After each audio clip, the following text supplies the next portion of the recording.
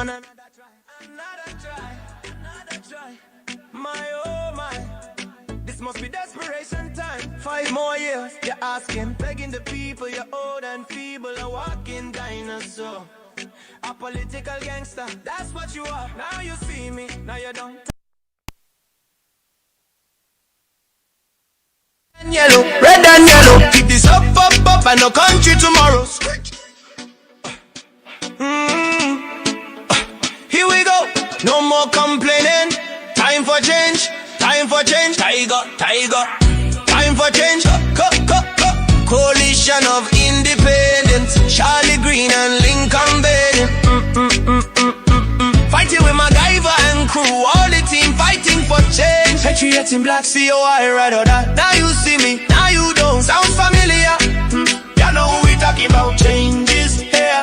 We saying it loud and clear. Now you see me, now you don't. Sounds familiar. You know who we talking about. Changes here.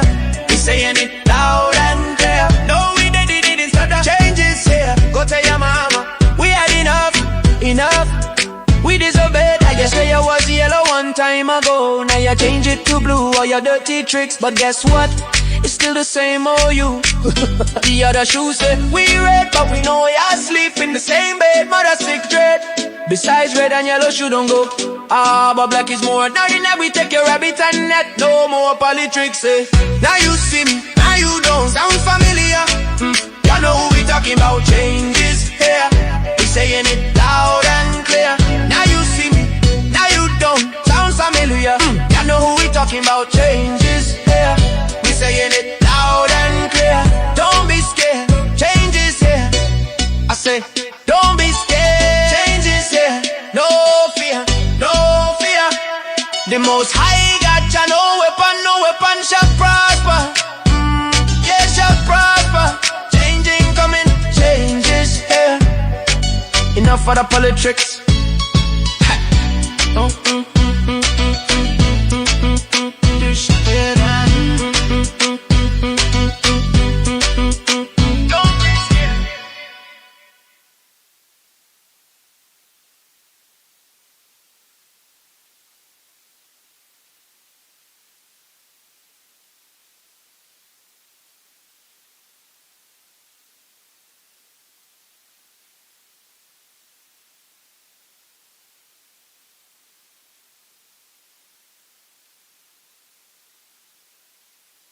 the old gangster. They tryna trick us. Oh, y'all think we fool. Flapping lips, you come back, begging for the same thing. You say you want another try, another try. My oh my, this must be desperation time. 5 more years, you're asking, begging the people, you're old and feeble, a walking dinosaur.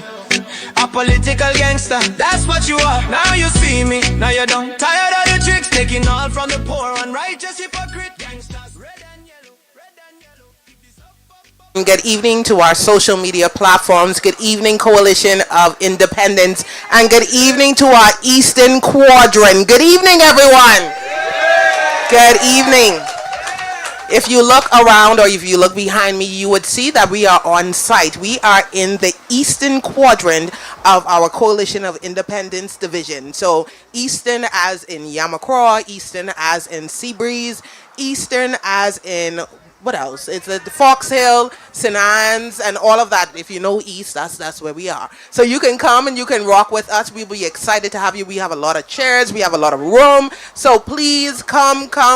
But anyway, if you can, call somebody and tell somebody we are live and we want you to come and be a part of what's happening today. Welcome.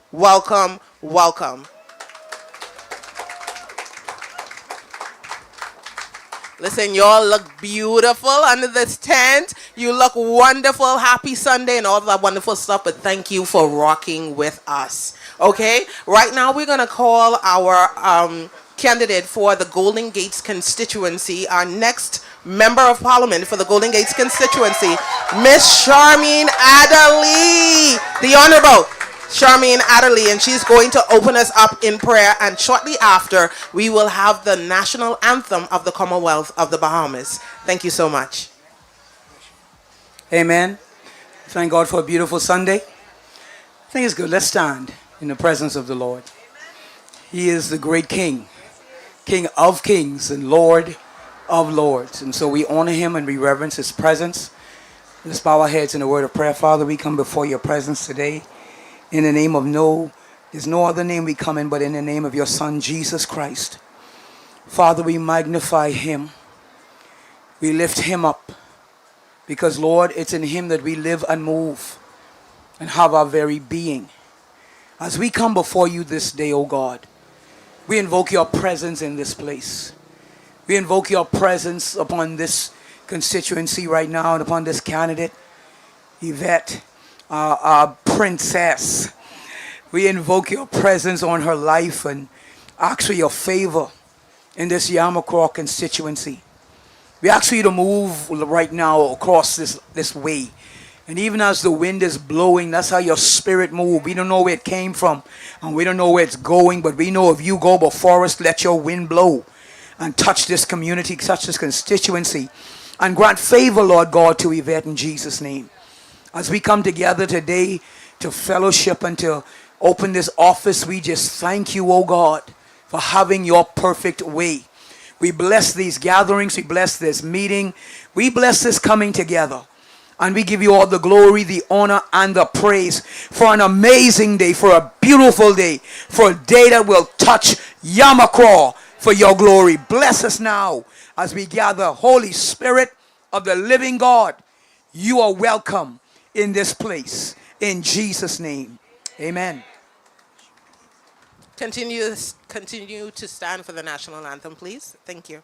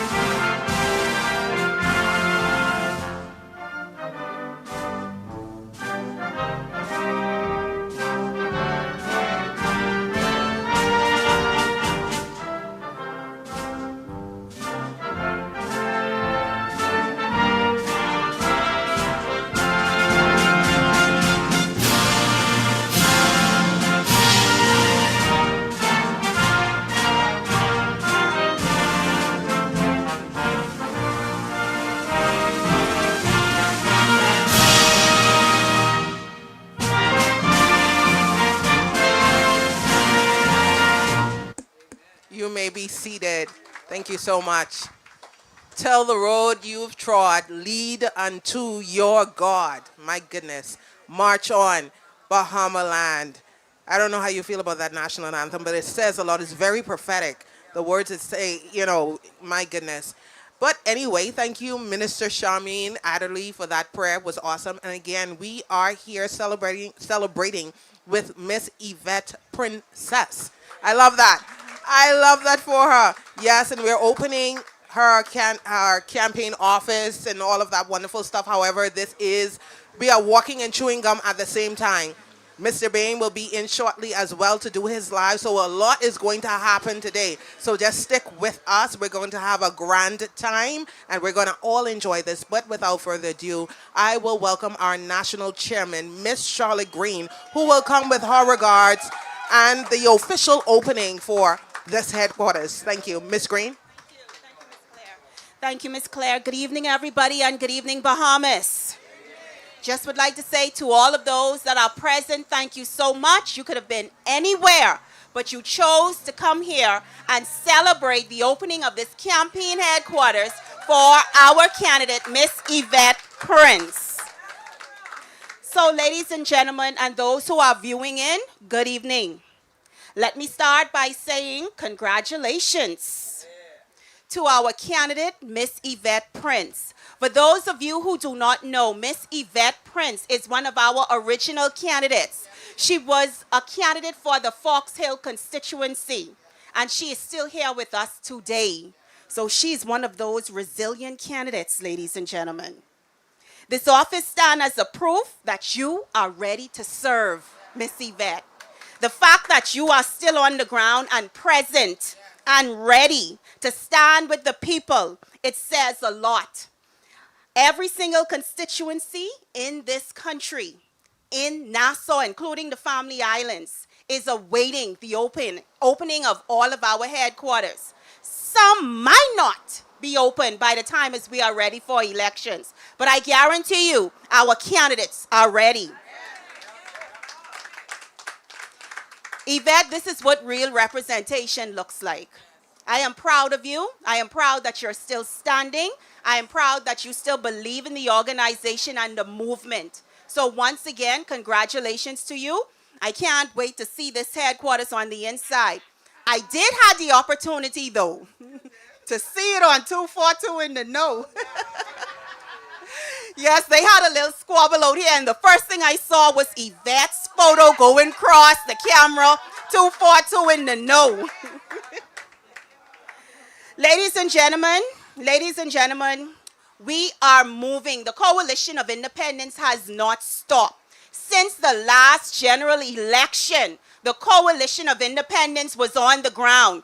We didn't just start when elections was called. We never left the ground since the last general election. So again, I want to say thank you to all of our members, all of our supporters, because it wasn't only the candidates. It was the members. It was the supporters. It was our councilmen and women. So congratulations to you as well.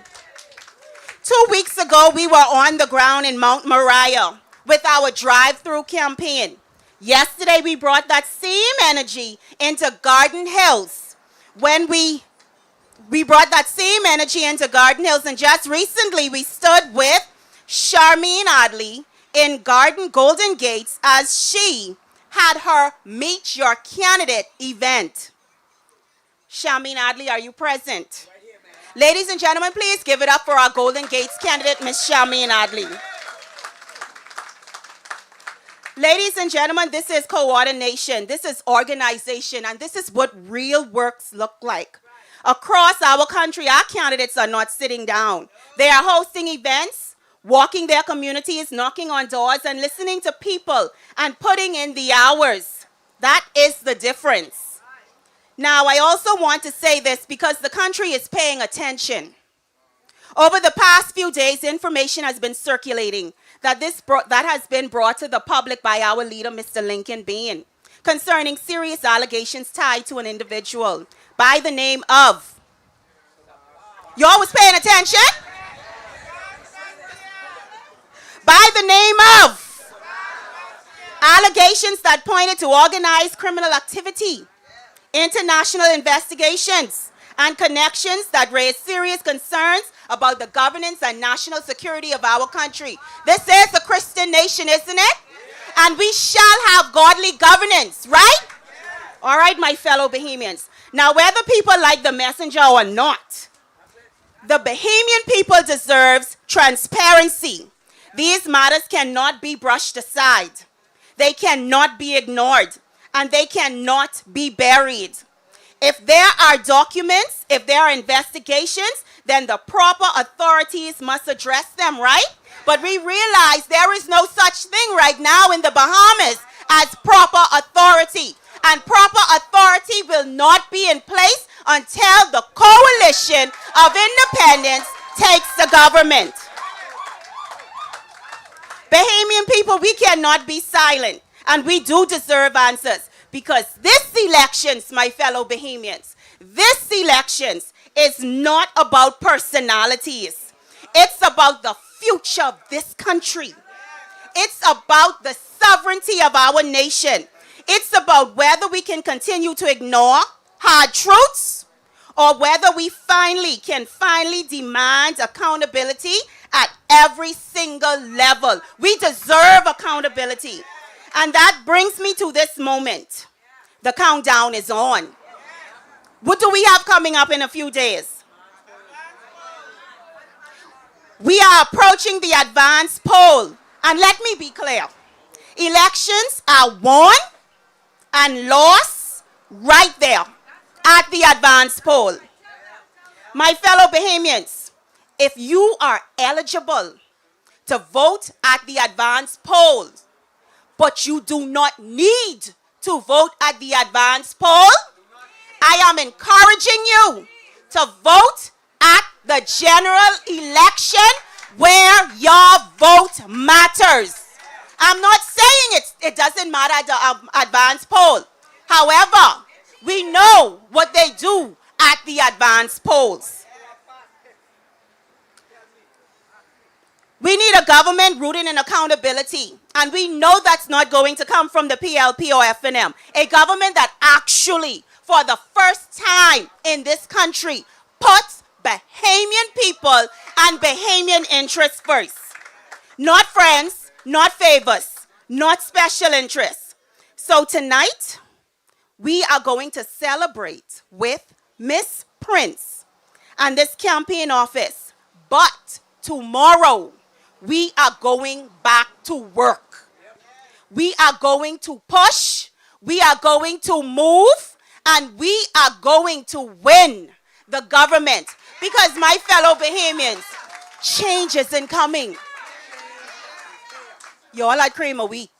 Change isn't coming. Change ain't coming.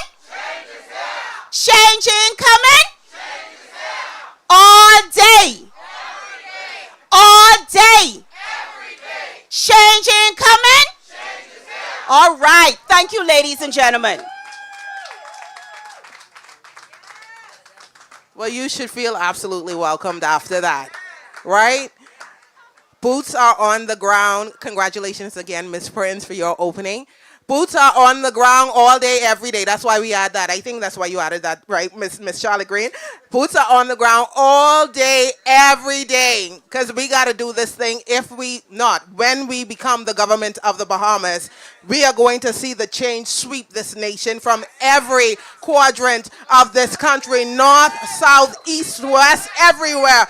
We're going to clean up this country for the people of this country, Bahamas, for Bahamians indeed. I will now welcome our deputy leader. And if you can stand, please, for our deputy leader, Dr. MacGyver. And she is going to give her report in her regards. Thank you so much, Dr. MacGyver. Thank you.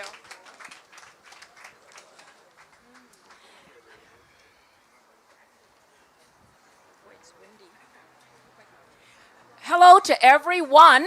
It's a little windy, so if my hair start flying, my paper start flying, y'all catch it from me. Listen. I just want to say, before I begin, hello to everybody in Killarney. I got to give the shout out to them.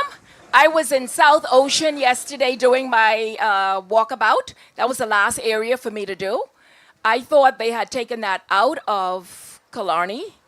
I understand they took out parcels, but not all of it. So I had to go back and circle back around and do that. So I got that out of the way. So, Yvette Prince, congratulations, my dear. You should, the people who are not here, the camera can't get her, but maybe, I'm sure she'll be able to speak later. She looks gorgeous and beautiful. I don't blame you because this is your day. Listen, we are in the final stretch of this journey. And anybody who ever ran the 440, all of us went to high school. I had to run the 440, not in competition now. They had all of us, we had to do it to find out who were the true athletes. And so everybody in my class had to run the 440. And I could tell you, when you get around that third bend, and you see that finish line, listen, somebody say it look close, but it ain't close. Boy, that's when the adrenaline start flowing and all the acid in the muscles start saying, I tired. But guess what? But the finish line is in sight.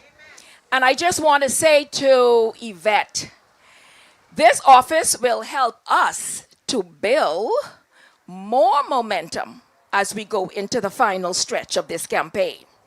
So thank you for having the initiative to see this headquarters through for the Bahamian people. Now, let's get into some politicking business. Let us ask the simple question. The Progressive Liberal Party says they are building on progress. But I ask you, and all the people in social media land, what progress? They say they have shovels in the ground. But after 5 long years, where are the results? Someone say the shovel's still in the ground. Let me inform the PLP. Announcements are not progress. Press conferences are not progress. Now, you promising to build on progress, the people cannot live on promises alone. They say eggs, did y'all see it in the newspaper? They say eggs will be produced at the end of this month with the egg yolk program. I couldn't believe what I read. I say 12 days, at the end of the month, there'll be 12 days left before the election. And you can tell us you're going to produce the first set of eggs 12 days before the election, and you had 5 years? That sounds like the 12 days of Christmas. But it ain't happening. I mean, obviously, everybody knows that that's an election ploy. You don't do that. You don't tell people you have 5 years to do something and then 12 days before say, I'm going to do something. It ain't working. Now, another thing. Do y'all think they serious? No. Okay. That's not progress. I call that politics. Look at our health care in this country. Our people are suffering. Long waits, limited equipment, medicine and bed shortages. And when a government fails in health care, it fails at the most basic level of leadership. Y'all always hear me say, a government that cannot heal its people should not lead its people. So now let's talk about this energy deal. We are told key partners might have walked away. How does anybody know the truth about that? So I ask again, how can you build on progress when the foundation is uncertain? Because nobody knows what's happening with the energy deal. Let's look at some numbers. 250 million on consultants in just 4 years. You didn't hear me say 5 years, you know. 250 million on 4 years. So imagine when they calculate this 5th year, which they haven't given us yet. Let's look at another number. 74 million on travel in just 4 years. Do you all remember in the newspaper, we saw 58 million rolling around for at least about a year. Everybody say 58 million, 58 million. Listen, they're now saying 74 million, not in 5 years, in 4 years. I am afraid to know what they bill, what the amount will be in 5 years. And I ask you tonight, what do we have to show for it? Where are the transformed communities? Where is the relief for the Bahamian people? They are certainly not feeling it on the ground, right? Okay, because right now, the 3 issues that matter most are clear. Immigration, healthcare, and the cost of living. Those 3 items will determine who will win this election. And on all 3, this government has failed. Let me be equally clear. The Free National Movement ain't no better. For decades, these 2 parties have taken turns, making promises, repeating mistakes, and leaving the people behind. And now, what's really odd and funny, what do we see happening now? The FNM and the PLP are trying to sound like us. You all notice? They are copying our vision where we put people first. They are finally getting the message that you have to put people first, and they were not doing it. Someone say it's too late. I agree with you.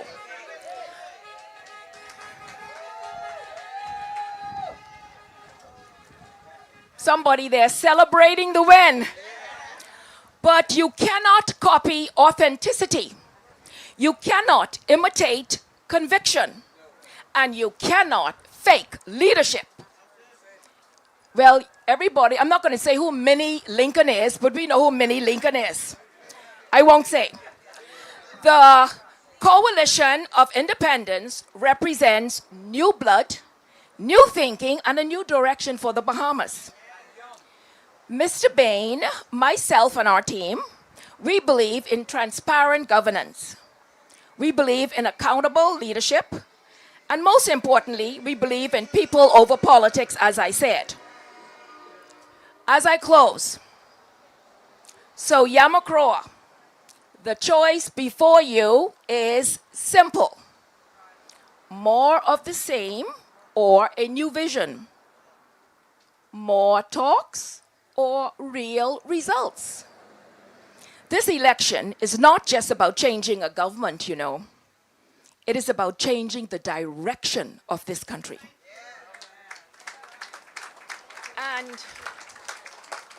And that change begins with you, the Bahamian people. Those listening on social media especially. Let us rise together. Let us stand together. And let us build a Bahamas that truly works for all Bahamians. Thank you, and may God bless the Commonwealth of our Bahama land. Changing coming? Changing coming? All right, all right. Thank you. Thank you. Thank you, Deputy Leader. We appreciate those words of encouragement, empowerment, and all of that wonderful stuff. Right now, we are going to start our quadrant conversation. Quadrant conversation is going to be by the people who are in this quadrant, the eastern quadrant of New Providence. The first person I will call is Pastor William Knowles, our Seabreeze candidate. Change incoming, change is here. This is our honorable member for Seabreeze constituency. Welcome, sir. Thank you, Aisha. It's good to be here, everyone. And especially to my Seabreeze community, a special good evening. I would like to, as my colleagues did already, to congratulate Miss Princess, right, on this grand occasion. And it is not easy. I know it's not easy.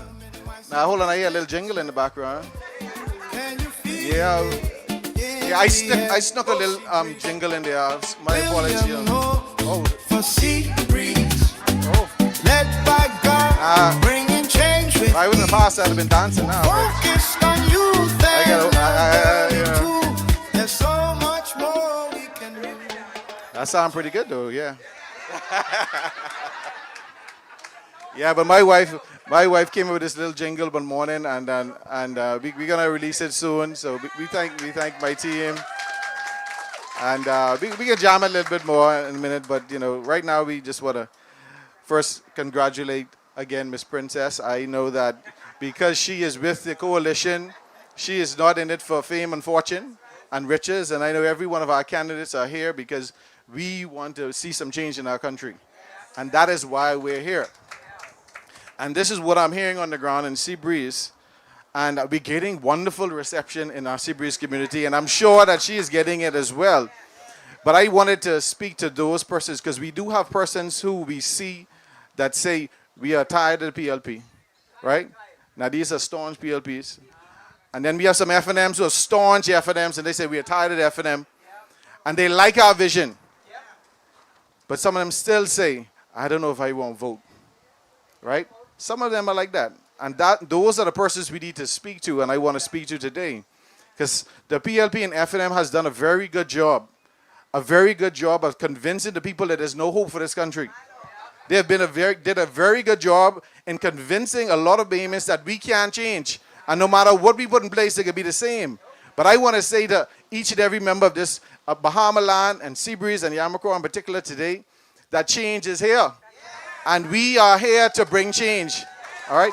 We are not like the PLP and FNM. Our only desire is to see change in this nation. And as a pastor, I fear God more than I fear man. All right? And we have people claiming they love God and claiming, but they ain't fear God. That's the problem. Right? And that's why they don't have a problem stealing the people's money and still saying they love God. We need people who not only love God, but fear God. And fear if we don't do right by Him, that He will judge us. Because that's what it seems like we're missing in this land. Godly people, godly men and women who fear God and knows that He will judge us if we don't treat the people right. And that's what we're looking for. And I just want to encourage those people who are undecided, who see the writing on the wall.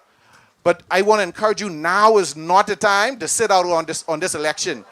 We need everyone who see the writing on the wall and who want change to step up and say, I'm going to give these people a chance.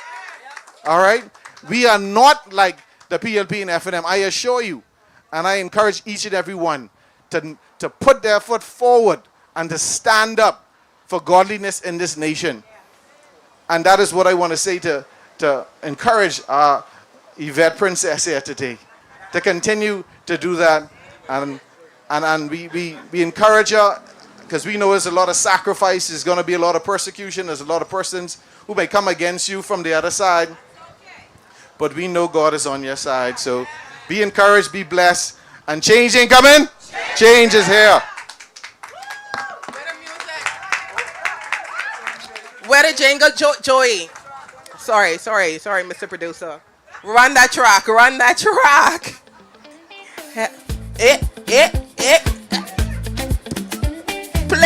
Play the thing. Change is coming. Change is here.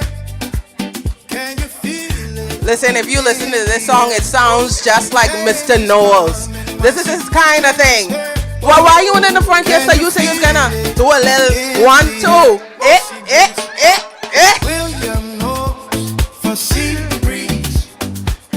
All right. That's an awesome jingle, and we'll have more of that later on. But now we are going to welcome the woman of the hour. The woman of the hour. The woman who has done all of this and is so beautiful. Miss Yvette Princess. Welcome, Miss Princess, a.k.a. Prince, a.k.a. Princess. Whatever you want, just don't call her late, okay? Welcome. Congratulations. Thank you. Thank you.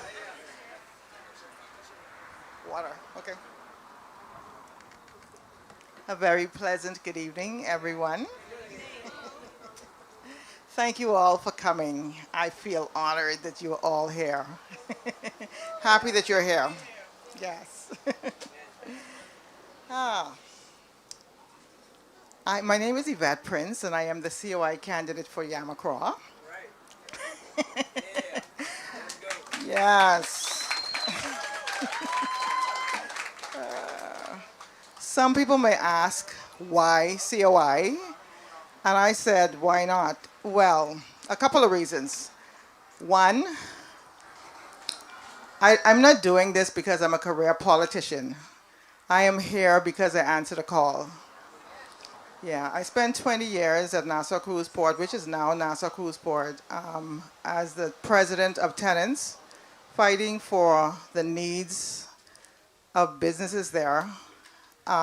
People don't always give you what you need. You have to agitate and fight for it. And so I spent 20 years unopposed doing that. So a friend of mine, Indira Weish, she's in the Netherlands right now watching me. She asked me, would you consider running in elections? Once we knew that Bahamas Evolution was going to turn into a party. And I told her, it was like the end of COVID. I told her, I said, at this point in my life, I only want to do what I was born to do.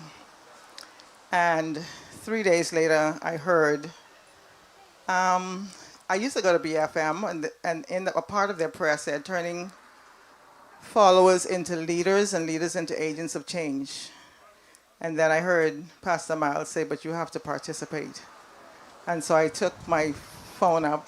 I just started writing Lincoln to let him know that I was interested in running. But before that, one of the reasons why I'm here is because during COVID, at the end of it, when Bahamas Evolution, Lincoln Bain was the only man in this country who was bold enough to speak. There seemed to have been a witchcraft over the country because we were being run amok, bamboozled from everywhere, every corner, and he was man enough to stand up and speak, and that got my attention. As a matter of fact, Indira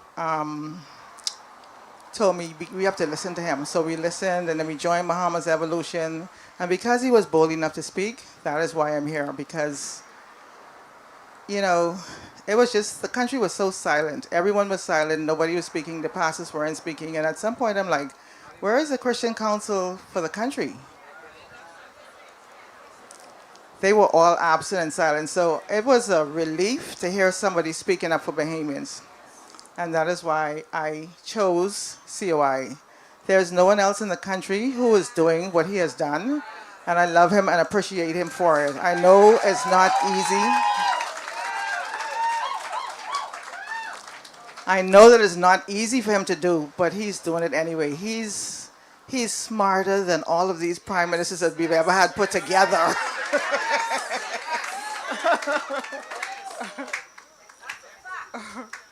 He is a man with vision. He has a vision for people. He has a love for people. These other leaders, they don't have any vision. Sometimes they bring a manifesto up and they never fulfill them. And so those manifestos were probably about things, but he has a vision for people. He has a love for the Bahamian people. I have a love for Bahamian people. I have a love for my people. That's why I'm here. I don't hate nobody. I love everybody, but I love my people first. Yeah. I will fight for my people first. Yes. So that's that's a couple of the reasons why I'm here. And the other parties, there's so much corruption going on in this country, there's no way I would ever stand with them. I would never align myself with them. So even if I wasn't here, I wouldn't be with them. I'd just be, And at some point in life, I was at Nassau Cruise Port from 2003. And at some point, maybe like 15 years ago, I was thinking to myself, it has to be more than this. I have a business out there, and I'm like, it has to be more than this. It was like monotonous, even though I was born into the tourism industry and I totally love it. It was routine, monotonous, and I was like, there has to be more. So anyway, at some point, I think that serving as president for 20 years at the Nassau Cruise Port prepared me for this. A lot of times I had to write letters. I mean, I had to do a lot of stuff. I was a photographer. I was making videos that I couldn't make. I stayed up months, like days and weeks, trying to take pictures of things, of injustices that we have had to endure, and turn it into a little booklet, and getting somebody to help me to make a video. And back then, you never used to make video, but I got someone, and we was doing them over and over because we didn't really know how to do it. But I had to find a way to prove to the people who were managing Nassau Cruise Port that this is unjust. There were times that we were in Festival Place and we had people going around the building. So I'm like, this is like if you go to the airport, instead of allowing the people to go through the airport, you have to go around the airport. It doesn't even make sense for us to be here. So it was a fight for the whole time. And even now, I don't know if any of you have been to Nassau Cruise Port, but it's when you go there, it's beautiful, but we still have issues. We still have issues. It's beautiful, but we still have issues. One of the things that we have now that I wrote about a couple of weeks ago, every problem that still exists today, I wrote about them before the opening of Nassau Cruise Port. And we still have some of those issues. Everything that they promised us, they did nothing that they promised us. Nothing, absolutely nothing.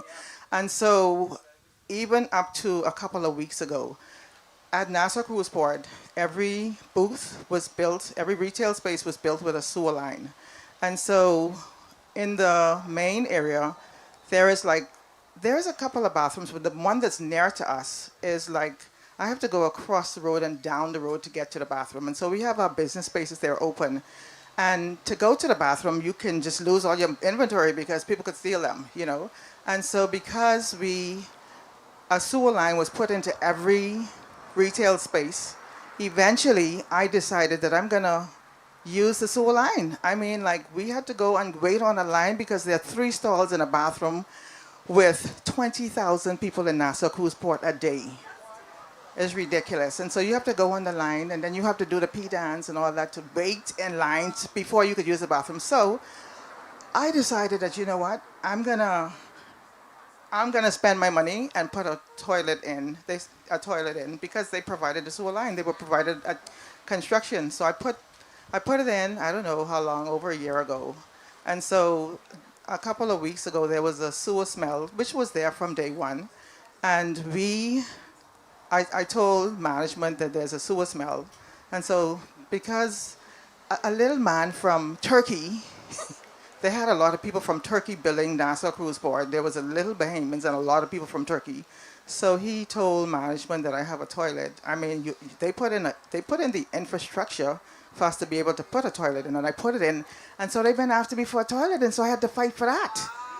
So a couple of weeks ago, I wrote them a little book. I'm kind of long-winded. I try to cut back on my writing, but when I'm going to do something one time, I like to get in all the details so that you don't have to wonder in between what the details are. So I wrote them, about that, and they were trying to get me to move it out, and so I wrote a letter and I sent it to the Prime Minister and all the different departments. The Prime Minister's, when this was right before the dissolution of the House, and I sent it also to the Ministry of Tourism, the minister, who we never saw. So whatever problems happen at Nassau Cruise Port, we have no one to go to. We just have to suffer.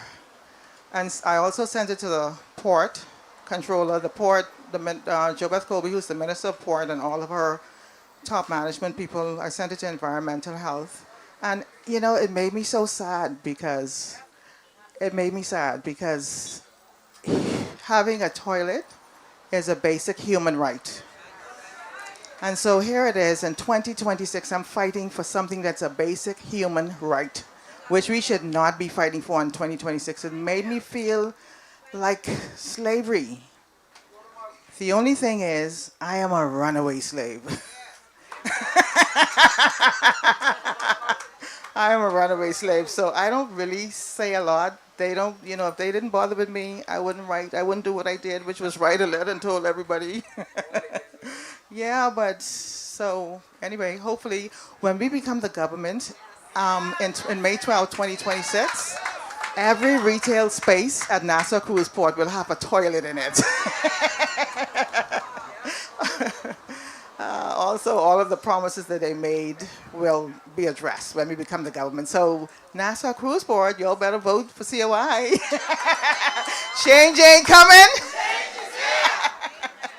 There are a lot of things. Just let me say a couple of things. A lot of things I want to do for Yamacraw that I'm very passionate about is land empowerment. And as Shadow Minister of Empowerment, we need to be empowered in our own country. Everybody else is empowered except us. We need to be empowered. And one of the things that I'm very passionate about is land, because if people could get their land, that's empowerment, and they need to get it at an early age so that they could do something. You don't need to give your children land when they get older and they're tired and they've lost all their get up and go. So we need to, I'm very passionate about that. And the first week when we become the government, we will create and pass a law to ensure that all Bahamians get 1 acre of Crown land free, and it's free. It's free because it was given to us in 1973 as reparations, and our ancestors are not here, so we're here. So it has to be transferred on to us. And so I'm very passionate about them. I'm also very passionate. I know I'm over my time, but I just want to say one more thing. I'm also very passionate about special needs. I have 2 sons, and both of them were born normal, and one had a couple of surgeries on his head in 9 and 10 months. So special needs. I'm very passionate about special needs and the elderly. A lot of older people are stuck in their homes and they can't get out for nothing. They can't get to the doctor. They just can't get out. So one of the things I want to do is fix Yamacraw Beach where they can go like wheelchair ramps so they can go out to the water and they can sit. That's therapeutic, you know. Get them out of the house, being stuck in the house. Anyway, they told me my time is up. Thank you all very much for coming. There you have it, Miss Yvette Prince, aka Yvette Princess. Wonderful, wonderful, wonderful. And if you heard us earlier, we are multitasking. We are walking and chewing gum all at the same time. So this is a live as well, where we will be empowered. We will be empowered. We will be educated. We will have all of those things. So if you're ready, say, I'm ready. I am ready. Yes, take out your pen, your paper, whatever you need to take notes, take out your water, whatever. I don't know what he's coming with today. You know, every time he speaks is something new, something exciting. Sometimes you're like wanting to small yourself right up in the chair. But nonetheless, we are here and we will welcome our Mr. President, Mr. Lincoln Michael Bain to the stand. Can we all stand and welcome him as he comes? Mr. Bain.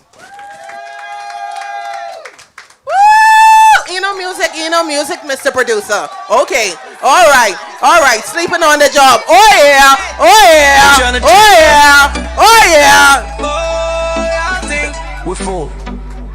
Flapping lips. CG coming! CG coming! That's what I'm talking about all day! All day! CG coming!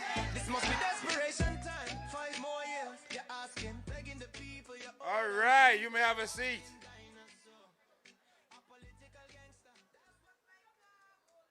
Yamacraw in the house. Sea Breeze in the house. All right. All right, let's get started. So the formal ceremony is done. Now it's time for class to be in session. We got a couple of things to talk about today. We just want to get some housekeeping out of the way first before we do that. Just a little bit of housekeeping. Some stuff has been going on. And so wanted to address a couple of things that is going on in the public. The first thing I want to talk about before I get to it, to our grand finale. Someone say grand finale. All right. Someone tag Sabas. Make sure Sabas watching. Make sure you watching. All right. I know one thing. You better have my money. Wait till I get my money right.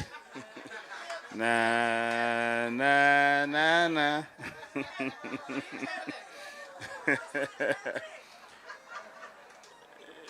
You know, the country is in a complete free fall. Everything is going crazy and nothing makes sense. It kind of bothers me, not the actions of the politicians, but the actions of some of the people who are supporting the darkness. Something must be in the air. I don't know what kind of voodoo this is going around, that you could look at the hospital, see the situation, be told to bring your own sheet and pillow from home, and that's fine with you. You got to bring your own medicine when you go to the hospital, and that's fine with you. There must be something wrong with us. I don't understand what's going on. There must be something deeper to this. There must be something deeper to this. That people can have to pay electricity bills that are as high as mortgages. And they're fine with that. That's cool. When your electricity is not reliable, that's cool. That's fine. That they can go and eat some burn-up chicken. Y'all ain't got no burn-up chicken yet. Before I get shame. Okay, I see all kind of chafing dishes. Okay, I see gourmet food here. See why I don't serve burn-up chicken. Yeah. But how could you be in that state and be satisfied to leave the country the way it is. And when I say leave the country the way it is, I'm talking to those people who are saying that they're not going to vote. You are saying that things are so good in the country that you don't need to remove the government. You are saying that you want things to continue the way it is. Now, some people have been tricked into the old saying that, no matter who you vote for, nothing changes.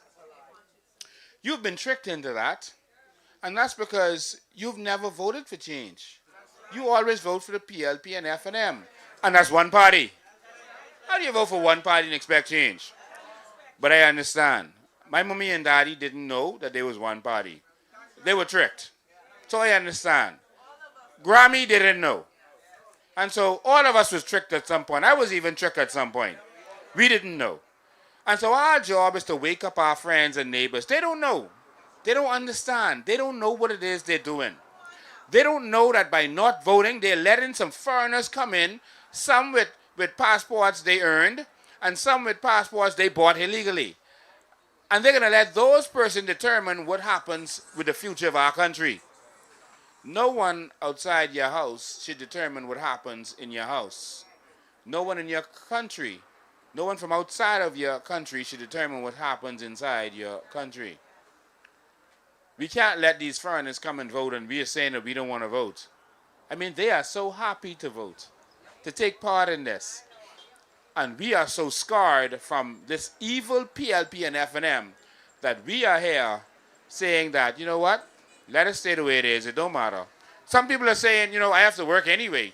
I got to make my own money, no matter who gets in. Let me show you what happened since we let the PLP in. The price of everything skyrocketed. Everything. So, because you allowed the PLP to get in, guess what happened? They allowed all these other people to get in. And I told you all before election that it was going to happen. And all these people got in, and now the price of a one-bedroom apartment is $1,200 to $1,500. So yeah, you still got to work and make your own money, but now your money is worth nothing. Because whereas you could have gotten, and you don't even remember this, a one-bedroom apartment for $500. You all remember them days? It was just a couple of years ago. $500. If they went up to $650, mortgages used to be $700, $800 for a 3-bedroom house. Because we sat down and said, I still got to work and make my own money. Now your money ain't worth nothing. Eggs went up from $1 something. It skyrocketed to about $10 at one point. Now they are subsidizing. Something is going on. They're talking about this golden yoke program where instead of growing the eggs, they buy in the eggs because there's election, and after election, they can stop everything. Y'all realize they celebrating the golden yoke, but instead of growing the eggs, they buy in the eggs? I met the person they buying the eggs from. That's a joke. They might as well buy from cost, right, and sell to super value. They literally buy in the eggs, putting it in their own carton, and then saying that this is the success of the Golden Yoke program. That's a golden joke. There's a lot of BSing going on. And we have to wake up as a people and not allow this. That takes us to something else I had told you about. That takes us to this. Y'all sitting now? Y'all notice the people in charge of Pike have left, right? They gone, right? Y'all need to know why they gone? Man, come on, man. Someone got to know. Someone tell me why they gone. Someone say they ain't get paid. No. The opposite. Y'all don't know why Pike gone? Because they ain't been covering it. Yeah, they got one screen in the back of me. Yeah, producer, show them why Pike gone.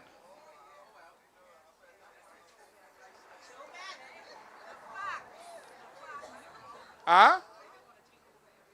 say they want to take over everything. They don't want to take over nothing. Investors acquire Pike Corporation majority stake for $5 billion. You already know they sell Pike? This December 9th, 2025. I came on a live and told y'all that they had sold Pike. From that deal happened, I told y'all what was going to happen. They got all of our assets of BPL pumped into Pike for free. And that increased. I showed you I did the live, I showed you the value of Pike. It was just millions of dollars was the value of their company. They were one of the smaller companies in the electrical field. And I told you what going to happen. They got pump and dump. By acquiring BPL and getting all that free stuff, the value skyrocketed and they sold it right away. They done been sold that. And guess what? This is in the Guardian, you know. But none of y'all saw that. Yeah, you don't read the Guardian. That's fake news. But this was all over the papers and media in the U.S. How this little small company now selling for you know what kind of big corporations sell for $5 billion? That's more than our country makes a year. $5 billion. Jesus. And so guess what? No, they say, sayonara. We always get swing. Because we keep voting for the people who swing in us. They gone. It's over. BTC, sold, gutted. BPL, gutted. Everything we got, they selling off. All our keys, everything we have, they selling off while we shaking pom-poms for them. This is your last chance to fix this country, you know. If you let them get in one more time, everything will be gone. What we have left? I even told you all how they weren't going solar because they sell the oil to Focal. Remember I told you that? But I told you, because I had their plan, that they were going to go to do a little bit of solar, but they were going to let Focal do the solar, so now they would be making free money. So instead of having to buy oil to sell the BPL, the sun free. And so you can still pay for that instead of you getting deep discounts or free like we are offering because the sun free. You're getting swing left, right, and center. Everywhere you look is another way that we are being hoodwinked and bamboozled in this country. And people are still wearing red shirts and yellow shirts. And guess what? What it is? Blue? Oh, Jesus Lord. I forget Brave don't want to be PLP no more. They shame of being PLP. So everything has changed. All right? There's something interesting I saw going on. I wanted to put up a sign there too, right? Just to encourage what they were doing. But I drove on the airport road the other day. The airport road the Chinese built, right? And I saw it, littered with signs. And I saw some F&M signs, and I saw some PLP signs. And the F&M was telling us the truth about how crooked, corrupt, and no good the PLP is. And then the PLP was telling us the truth about how crooked, corrupt, and no good the F&M is. And so the F&M and PLP are telling the truth about themselves. And so I was going to put up a sign at the beginning and say the truth about the F&M and PLP. By the F&M and PLP. And it's not a work of satire. But I decided I'll let them continue to educate the Bahamian public. Because I need more people out there educating the Bahamian public. It can't just be us. So since they want to also educate the Bahamian public, for one time, I want you to believe the FNM and PLP. Believe them. When the FNM says the PLP is crooked, corrupt, and no good, they're telling the truth.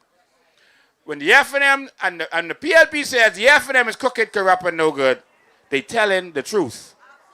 Listen to them, because that's the only time they can tell you the truth. Everything else is a lie.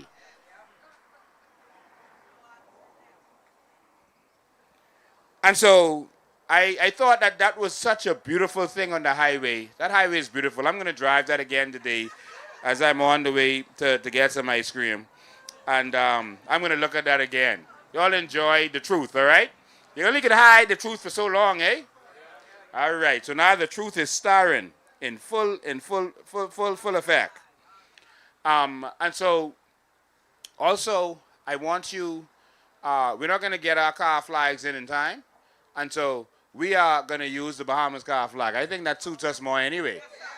All right? So the Bahamian flag, we're going to use that as our car flags. So go get your car flags, go to Beyond Flags or wherever you can get it from, and wear your car flags. And the reason we should drive with our car flags is to show that you love this Bahamas and you are ready to stand up for this Bahamas, because we are under invasion. And this is a serious invasion. Show your patriotism this election. Show them that this is not about just a party. This is about a country. This is about a nation. We're not here to save a party. We're here to save a nation. And so we want you to wear your flags and wear them proudly. Because guess what? 2 or 3 days after the election, they have a nation flag day, and all of them have their flags. I want you to wear your Bahamian flag on your car, every single one of you under the sound of my voice. So the 50, 60, 70, 80,000 people that's watching this right now, we want you to put your flags, your Bahamian flag, on your car, wherever you could get it from. Put it on your car, all right? And so I want to thank everyone who's been watching our new weapon rallies, because the old weapon don't work no more. We're doing our own kind of thing. We had 1.8 million views this week. So Bahamians are watching, and others are watching. Everyone is watching. And so, all right? And so, that's been our rally. It's a new type of rally, but we got another rally coming. We got the whole kind of rally coming, so y'all just get ready for announcement, all right? All right, we got rally coming. Y'all ready to rally? All right. So we have already gotten the whole country and some of the world watching. Now they can really be watching, all right? All right, so rally coming, and motorcade coming too. All right, so I just wanted to make sure I get those announcements out of the way before I say what I have to say. All right, so ladies and gentlemen, this is the week of Judgment Day. This is the most critical week in Bahamian history. This week is more critical than majority rule. For majority rules, there were Bahamians who were ruling and Bahamians who wanted to take over. They just happened to be of different hue. Majority rule was good. But now your country is at a crossroad. It's at a serious, critical crossroad. That if we do not win this election, we are going to be overrun. I don't care if you are FNM, PLP, COI. This is critical.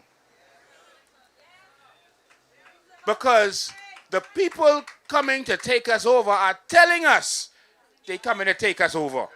They coming and telling us they smarter than us. See, when you start to say that and to put that in writing, that's when we got a problem.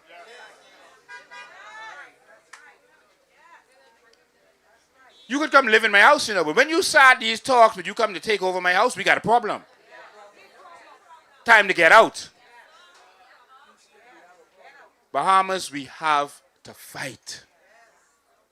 We have to. Someone said to me, Lincoln, why don't, they were like, we want the PLP gone. But we feel, someone say feel.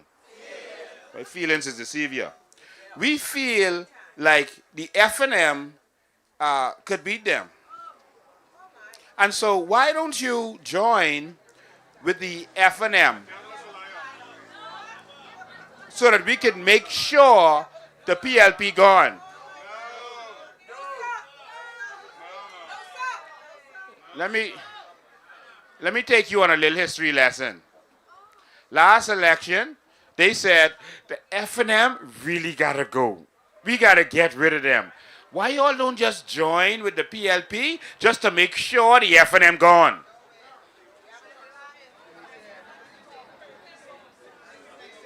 The election before that, they said the PLP got to go. Man, why y'all don't just join with the F&M so that how does joining with the problem solve the problem? You then become the problem. Okay, let me say that another way for you. Let's say you own a farm and you got someone managing the farm and they keep thieving all the chickens and they keep letting the crops die. And so you fire them and you bring another fella in there to manage the farm. And then he keep thieving the chickens and he keep letting the crops die. Do you go back to the first one who was doing the same thing? Or you try something different?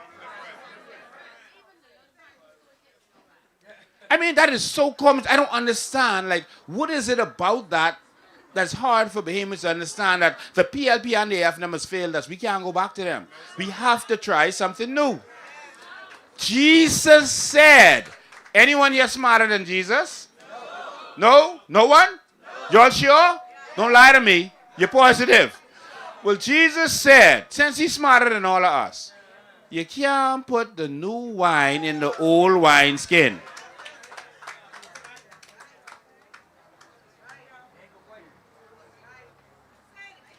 So how do we take this new wine that we have, this new Bahamas, this vision of a new people, and put this in the same old party that's always been about them and the oligarchs? How will that work? In what world do you think Brett Simonet and them will let you benefit from your natural resources when they've been benefiting from it all these years and they never wanted you to have none? In what world would that be possible? I don't mean to offend anybody, but it will not help us to join up with the problem. I know you have your expectations of where the Bahamian people are, because everyone who's saying that, they're voting for F&M or PLP, you know. But some of them just concerned about what they think other people could do. Don't worry about what other people could do. Don't vote for who you think go in. You vote for what is right. Stop being sheep. We need a nation of lions to take this country into the new Bahamas. Don't vote for who you think will win. Vote for what is best for your country. Don't vote for the candidate. I know it sounds intelligent to say, I vote for the candidate. I don't vote for party, I vote for candidate. If that candidate is a part of a party, he can only do what the party allows him to do. So if the party thieving, he thieving too. All this skullduggery you see the PLP doing, which one of their candidates speaking out against it? No, not one. You see any of their candidates speaking out against $141 million worth gone missing? Not one? The $15 million golden yoke that went missing? Which candidate is speaking out against that? None? Not even the F&M. Voting for candidate doesn't work. Because they can sit down and do as they told. And they can keep their mouth shut. You have to vote for the party that has a plan for the new Bahamas. It is the only way. What you need is different parties in the House. Now, I don't want none of them in there with us. I want 41 seats. But we going for 40 this time. I don't want none of them in there. All right? None. We want the whole hog.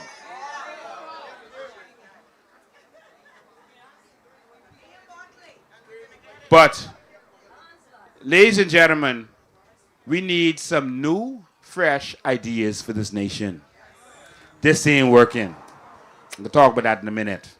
Now, let's go back to, let me see what my timing look like. Okay, oh, plenty time. Plenty time. We got plenty sun. All right, I can talk till the moon come up. You mind that? Tell the moon in the middle of the sky. This Judgment Week, y'all, this is it. This Judgment Week. You know, I did an expose talking about the crime ring that's running in this country. And that's only a tip of the iceberg. Because this country is run by more criminality than just the numbers men. I want you to understand that. There's a whole system of people that are keeping you poor, keeping you uneducated, keeping all of the money in their hands, and they are working together to do that. There's a serious ring to keep you poor so that when they come with their $50, you feel like Jesus reach.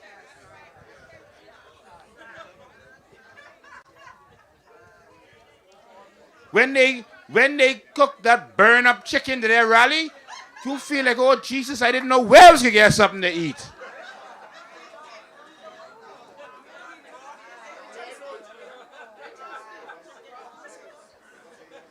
Their job is to keep you hungry and thirsty, so you need them. We have one mission in the COI, to free the Bahamian people from economic apartheid. Apartheid ain't over. We are suffering from economic apartheid. And it has nothing to do with black or white. It has to do with the white and black oligarchs and other oligarchs that are keeping everything to themselves and keeping the Bahamian people poor. The problem with that is because we've allowed that for so long, we are losing everything. We're losing our advantage. We are now the ones who can't afford a mortgage. We can't afford land. Do you know what you're starting to see, and all the candidates can relate to this, as you go to different homes? People are moving back in with each other. Because you can't afford anywhere to live. And so families are moving back. And so when you hear them say, I got 10 in my house, they serious with that. And dying the 14 children who are in there. Because we are being forced back together. We can't afford anything else. We are living on the beaches. Y'all got to. Elizabeth Crew Reach. Elizabeth Crew Reach. All right, all right. All right. Hold on. Elizabeth office right across the road. All right. Welcome, Elizabeth Crew. Elizabeth Executives just reached. And so I started this expose because there's a funny system where the politicians are controlling the crime in the country. I told you all that for years now. The politicians are controlling the crime in the country. And many criminals are saying that they're working for the politicians. We had murders happening, and the getaway car was a government plate.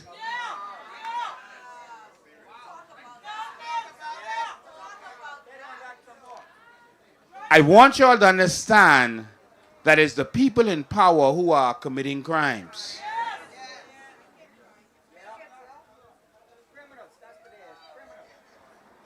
How come as soon as the commissioner of police gone, the murder rate dropped? You all notice that?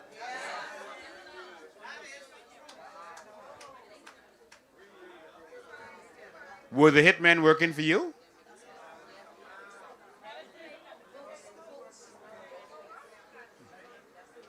It's a good question. The drugs are being smuggled into the Bahamas, into the Southern Islands. You saw a couple of police officers get locked up because the drugs can't move without the permission of authority. The same thing happens in Colombia, same thing happens in Mexico. The politicians give them permission, the mafia bosses, the drug lords, they give them permission to operate. The same thing happens here. Don't fool yourselves. In the 80s, the politicians allowed the drug dealers to do their thing. In the 2020s, the politicians are participating in this. Hear my words and hear my warning. It's time to clean up the Bahamas.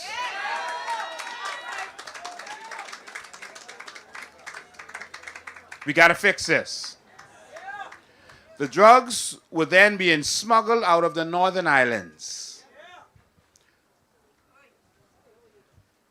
And that was coordinated by drug lords connected to the politicians. One in Abaco, one in Freeport. This is happening right in our country. Guess who knows all of this? America. America knows what's going on. If you vote for those people who are doing this, you can suffer. They ain't gonna suffer. Their money can cushion them. They can have diplomatic immunity. But you can start to feel it. Your passport could be affected. Your visa could be affected. You are going to start to feel this. I'm telling you, on this week, leading up to Judgment Day, heed my words, Bahamas. Our country is being run like a drug cartel, like a mafia. We have to fix this. What did you think was going to happen when you voted for them? This is serious, Bahamas. When you see America saying they coming to watch the elections themselves, you know they serious. When you ever have in America watch an election?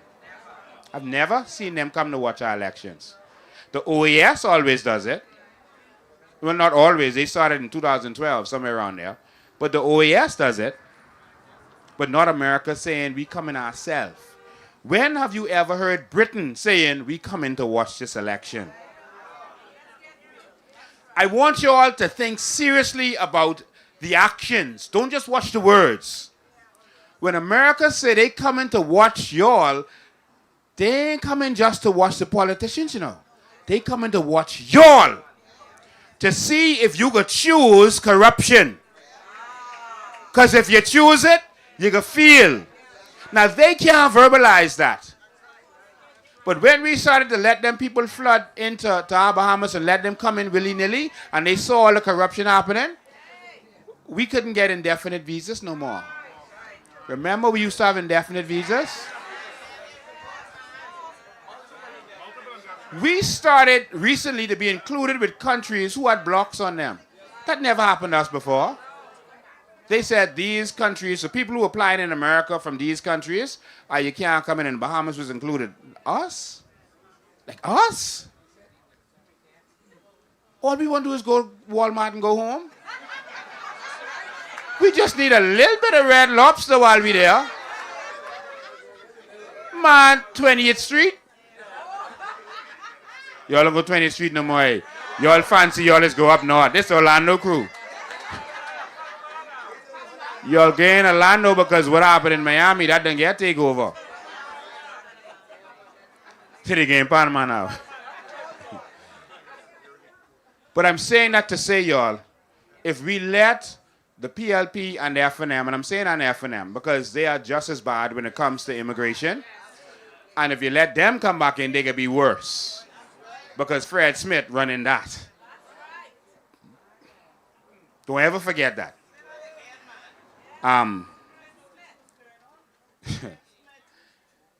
Fred Smith, Michael Pintard, and Louis Georges were the ones stopping the illegals from being arrested, stopping the shanty-towns from being broken down.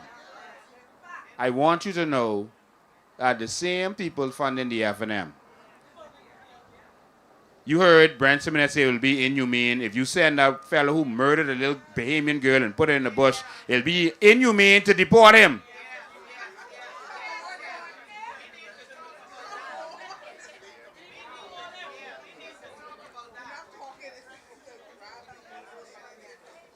You all hearing this stuff?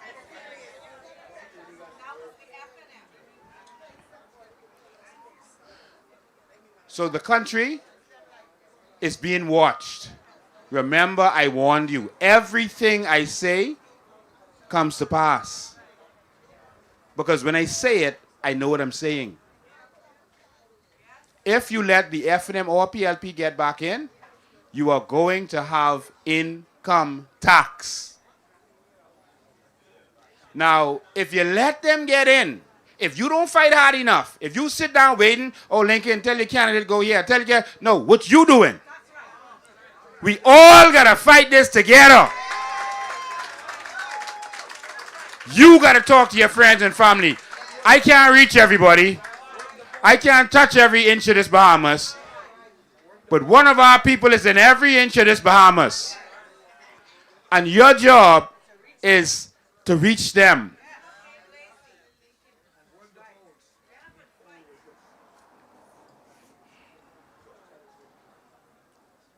The expose that I did on Sabas wasn't just because he called me out.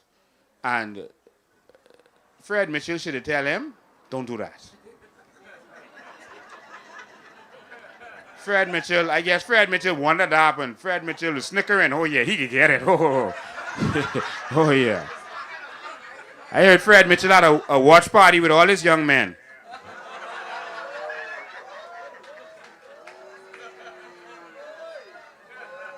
I ain't lie, right, Fred? You want to know how I know way?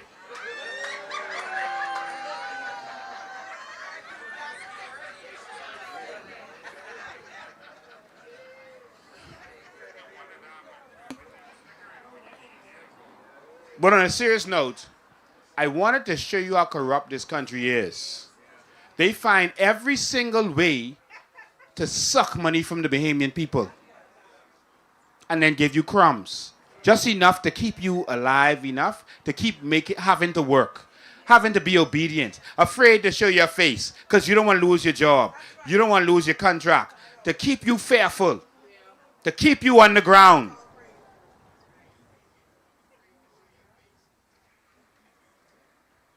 I showed you some of the buildings just to give you an idea. I showed you that drug money, yo, put that head up to 300,000 now. I can't put up these numbers, my finger. Last time I say 3 to the last thing, they freeze that and say, I was saying, this is my finger, this ain't, nobody own my finger. They don't own that. If I want to put up the 3, I can put up the 3. This mine. And this mine too, and this mine, and this mine. They don't own that. That was A-OK before the PLP was out.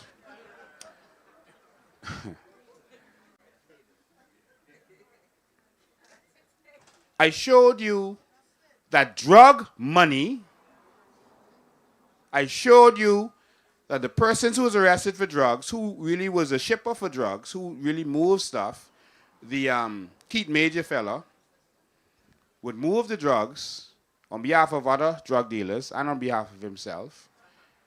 And this drug money, eventually they got caught, but this drug money, and he snitched, but this drug money was invested in buildings, in real estate.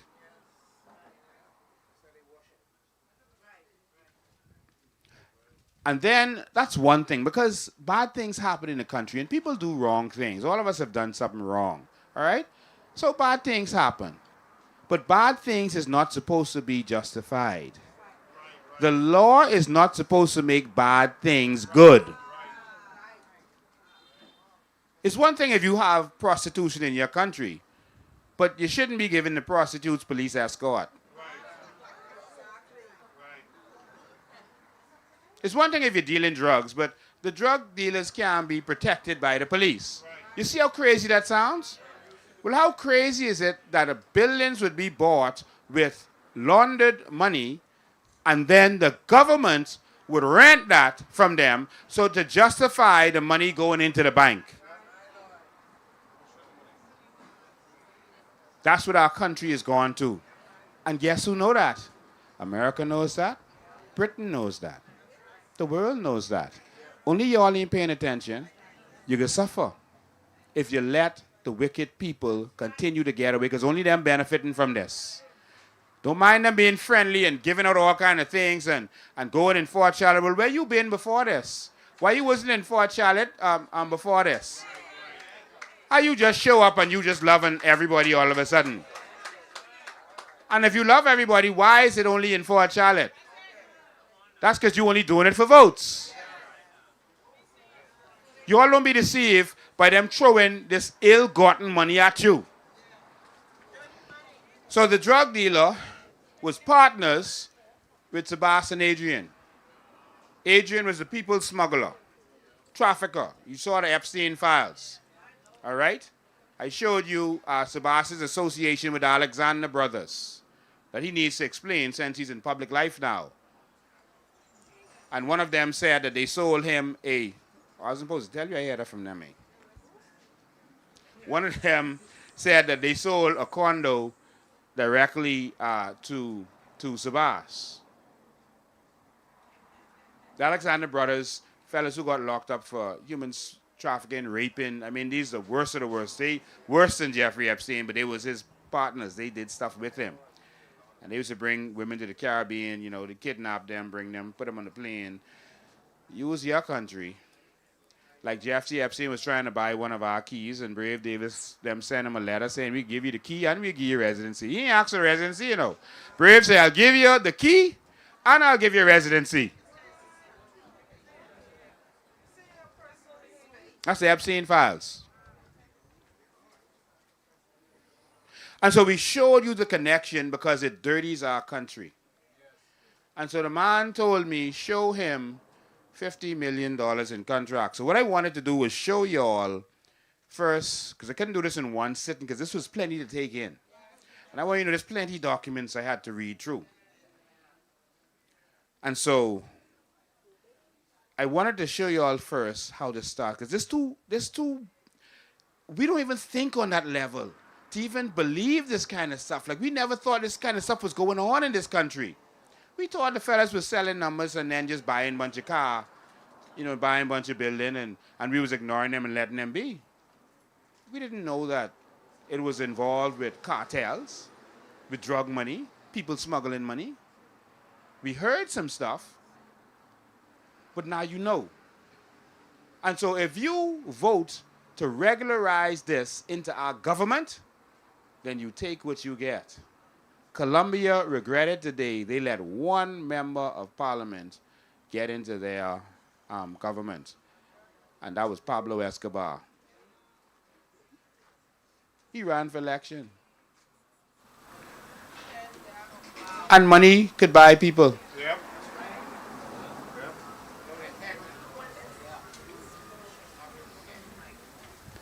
If y'all let Sabas Bastian get in the house, that's a curse on this nation. What are you saying to your children? Jesus, I can't believe the Lord making me say this today, but I can say it. What are you saying to your children is that crime pays. You could do whatever you want, pay off the politician to regularize it, and then get in the House of Assembly to make more laws to rape and rob this country. Give people some crumbs, like prostitutes, and make them do whatever you want. Have them up on the stage behind you because you're giving them a couple dollars. Or they believe they could get something from you. That's why you keep them poor. It's one thing for it to be happening in our country. Is a difference for us as a nation to legitimize it.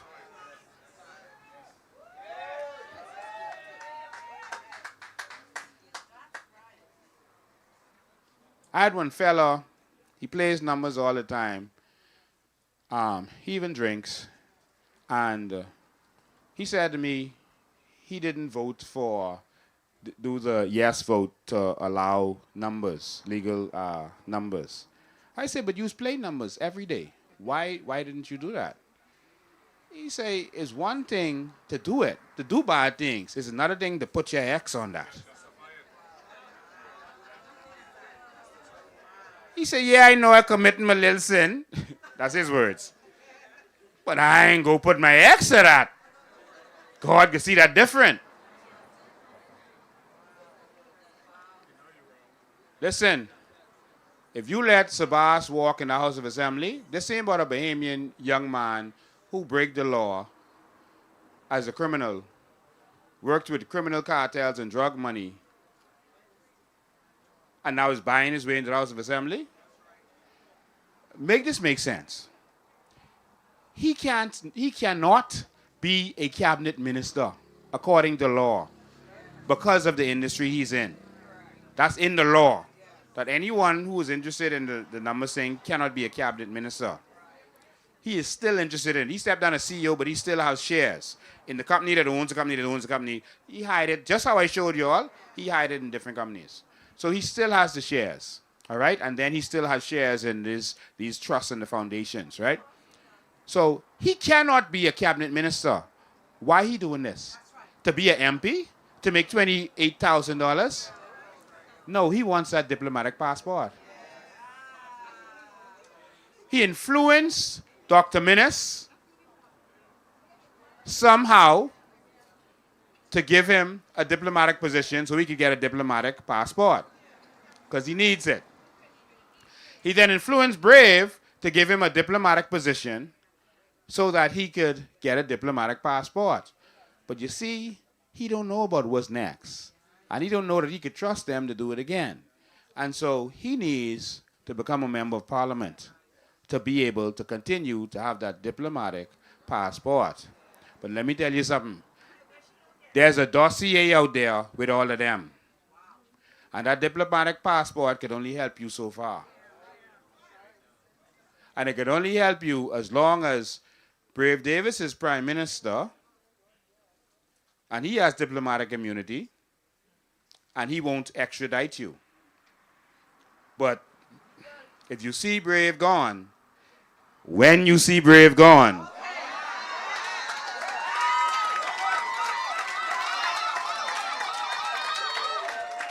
you are going to see the authors of that dossier.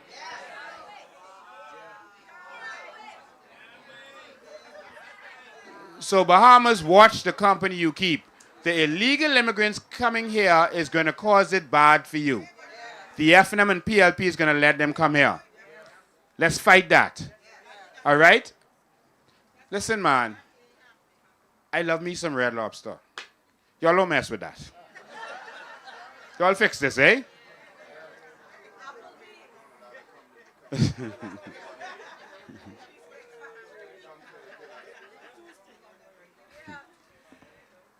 So we got to fix this. We cannot let the criminals run the country because then you're going to see America coming down on us. They ain't going to say nothing, you know. You could just see certain things start to happen. They ain't going to say nothing. Just like you saw Trump say after Dorian, you know, we love the Bahamians. We love the Bahamian people, all right? But we can't just let them in because they're letting the Haitians come in. And there's some bad people coming in, and we don't want them in our country. He wasn't meaning the Haitians, he's meaning the bad Haitians. All right? He didn't want mix with them. So the good have to suffer for the... And so, not only did the good Haitians suffer, the good Bahamians suffered. Y'all watched that, and y'all still didn't get it. Y'all still ain't grabbed and brave them and drag them out the house. This is your last chance. This is going to be a different Bahamas if we don't win this one.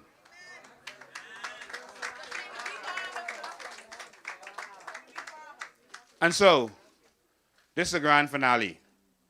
Because we was just feeding it piece, people didn't really get it or understand it. You know, Sabas. Someone say, oh, that's still ain't $50 million. That. So what I'm about to put on the screen for you is the total of the buildings, the completed buildings, almost completed, except for the new ones that they are building by what that school name? That's H.O. Nash? CC Sweden. You see there's 3 buildings going up right there. It has Brickell management on it. All right, so the numbers I'm about to show you is, I can send it out, but so you can put it up later. The numbers I'm about to show you is for their buildings, except those ones.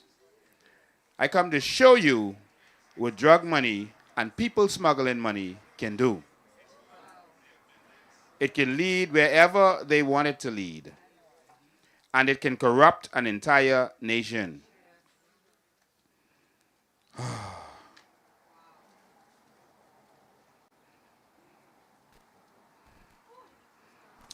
Jeremiah told God, say, God, you tricked me. That's his exact words. He said, because you tell me to say this stuff, and now the people are attacking me. They jailed me, they beat me, because I speaking what you want me to speak. And he was wailing, and he decided he ain't talking no more. He ain't saying nothing no more, because every time he talk, the people come and beat him up, and he's a prophet. They jail him, slander him. But then he said it was like fire shut up in his bones, and he couldn't keep quiet. So when you see my passion, that ain't me. That's a fire shut up in my bones. And if I be quiet, it will consume me. I cannot see wrong and say nothing. If it will cost me my life, I will say what thus says the Lord. Our country cannot go down to the dogs like this. So if you don't want to vote for me because I am exposing the truth, then don't vote for me. You got answer. I want you to understand something very carefully. The people chose Barabbas, you know. God has given you a choice, you know. The people did choose Barabbas. But every one of those persons who chose Barabbas died bad. Rome came and slaughtered all of them in 70 AD. Destroyed the temple and all. Who touched him? Pilate died bad. Herod died bad. They don't normally tell you that part of the story. Everyone who touched him died bad. Well, anyway, we got work to do. My brother, first show them the buildings that ain't included in this. I think I sent it to you. Yeah, I sent it to you. Show them the buildings that's not included in this. This is the latest set of buildings. I'm told this could be the passport office. Why we can't build our own passport office? Why you gotta rent? Oh, and I want you to understand, when they do this, before the buildings start building or renovating, they start paying rent. So they use the rent money to build the building. And then they get a loan on the building, on all these buildings. So they get their money right back, plus more, and you pay for it. And we shaking pom-poms for them while destroying our nation. Y'all better wake up. Wake up. And next is going to be income tax. And everyone who shake your pom-pom for F&M and shake your pom-pom for PLP, when the income tax come, if you let them get in, don't cry, you take it. I can pay mine. And I can pay it gladly because I can say, well, I fought. But I don't want you to cry. I don't want to have no protest. We need to protest. You go protest by yourself. Because it's already announced. They ain't talking about it during this time. They ain't even talking about taxes. Every election they talk, they say, oh, no, it ain't going to be no new taxes. They tell you something like that. Notice this time they ain't even mentioning it. They just avoiding the conversation. Because income tax is going to be 25. Man, you all didn't tell me you all had high-tech pictures of this. Oh, this is a live drone, eh? The drone out there. You all got a drone out there? Okay. Tell the drone pilot. Circle. Yeah. This the smiley building here. And this the other buildings they building. There's 2 buildings there. Okay, it's 2 on there. I said 3 because it looked all right. So there's 2 buildings on there, and this where your passport office is gonna be, and I don't know what else. Rent already start paying while it's building. So it benefits them to build it slow. Someone smoking, y'all can stop smoking, please. Anyone who's smoking, y'all stop smoking, please. Take that somewhere. If you're smoking cigar.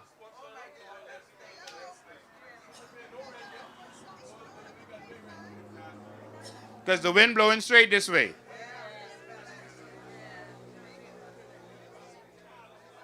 All right. So these 2 are going to be in addition to that. So this is going to be millions of dollars more that they're going to be making, and you will be paying for that. This ain't going to cost Sabas them $1. They can make free money from this, and you are going to pay from that. And the root of this is most likely the drug money. All right? So that's what's happening right now. Now, I could put an image on the screen. We can share it on social media. Based on the document we got from the Treasury, based on that document, this is the numbers that's in that document. And this is for just 8 buildings. 8 buildings. And so, make sure you're sitting down. Someone say 50 million. 50 million is a joke. In monthly rent, this is the Treasury rental list that we read off to you, monthly and yearly rents. 8 listed properties per month. 6.574 million dollars. $6,574,073.79. And I want you to know they're getting their cents too. Total yearly rent, $78,888,831.98. 50 million? I with you. Sabas, you need to give me 10 million. We bust our 50 wide open.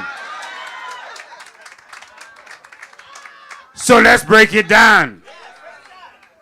Now remember, this ain't innocent money going to them or some regular businessman who built a building and making money from the government. No. These people who came from the criminal world and corrupted our government and is now getting us to pay for their lifestyle. Not just from buying numbers, but by this scheme and what they are doing. Let's start. 1, the Trop, we didn't show you this one. I was waiting for them to respond. The Trophy Fund Limited. This is the burnt down building next to Solomon's. Remember that? You all forget about that, eh? You all forget rent paying on that, eh?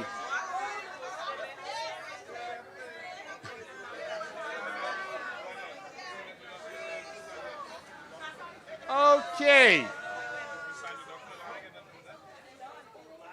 You all notice they never come back to y'all and say, oh, we can stop the rent or we ain't paying the rent. No conversation about it. They don't want you to know the rent was being paid to them from the deal signed. From in 2023, they was collecting rent. The renovations was being paid for by the rent. All right? Talk to any of the subcontractors. They'll tell you when it burned down. Anyway, let me leave that for now. 4.437651 and 40 cents. Why they got to put the cents in there? You done thieving everything from us. You got to get the 40 cents too? What you going to do with that 40 cents? What you going to do with that dollar? That couldn't be 650.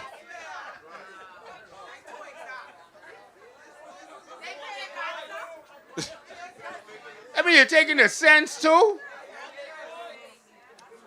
Yearly, that's $53,251,816.80.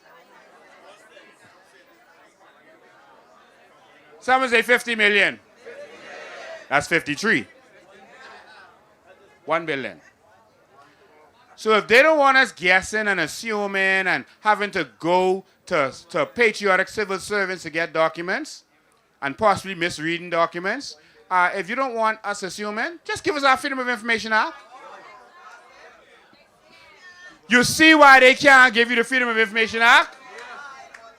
Because then you can know they running the country like a drug cartel. All right? My deputy says people on the beach sleeping, but y'all could pay this amount of money to them? You got 5 million more from me, eh? All right, let's go to the next one. Go on the side. Slide to the side. Number 2. Number 2. The City Corp Center Holdings Limited.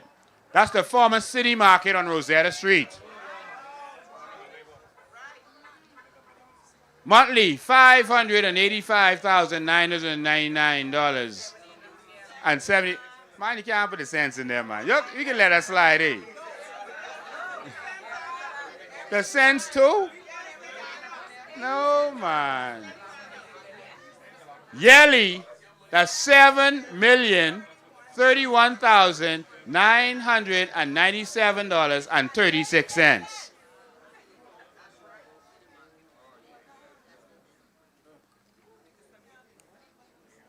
Even if this is a year, that's too much. Even if this is a quarter, that is too much. Even if this is every 2 months, that is too much. We could bill you know what kind of bill? Go back to number 1. Go back to number 1. You know what kind of billing we could bill for that?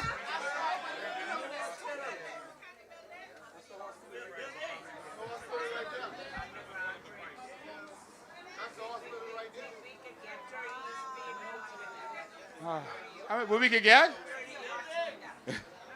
Come, let's go. Back to number 2. Back to number 2. Back to number 2. All right. So that's another $7 million a year. So we up to $60 million. Go to number 3. Go to number 3. University Property Holdings. That's the Edward Smiley building. $501,191.34. Every month, man? If that's every 2 months, that's bad. If that's every 3 months, that's bad. If that's annually, that's bad. What kind of building that is? If that is annually, that's too much.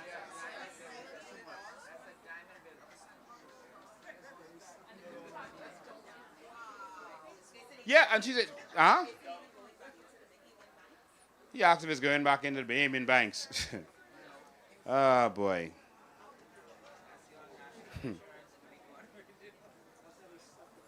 $6 million a year, eh?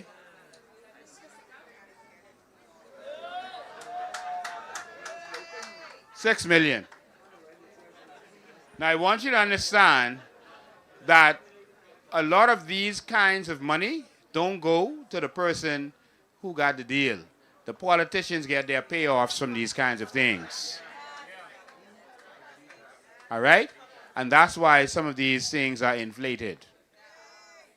So someone might brag, oh, I only paid this amount per square foot. No, you didn't pay nothing because we paid for your renovation. We paid for that building, and you got a loan on the building afterwards. And we paying back that loan through the rent. So don't come with that sad story about how much it was per square foot. You could tell that to my Grammy. She didn't know about this. She didn't know about foundations and trust companies. You could have tell her that. Go to where he is. So this is the Smiley building. You see? This is where Scotiabank is, across from COB, UB.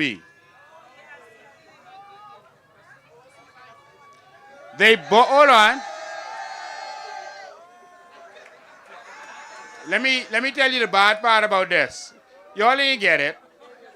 All the smart students who was in the last live, how much did they pay for the building? Head of the class. 4.5 million. How much times did it make that over? They paid 4.5 million. Then I showed you the documents where they got a $10 million loan a couple months later. All right? That's more than double their money. They done got in their pocket. The renovations was paid for by you, the Bahamian people. And then you are going to pay them every year. Even if this is 2 million, that's too much. Even if this is 3 million, that's too much. What kind of building we could have built for that man? Buildings. Go to the next one. That's 2,000 houses and more.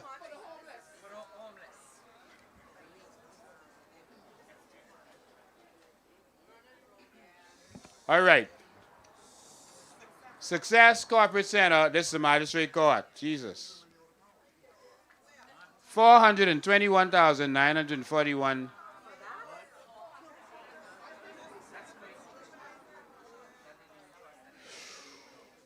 Even if that's yearly, that's some big money. Even if that's they really pay that quarterly, that's some big money.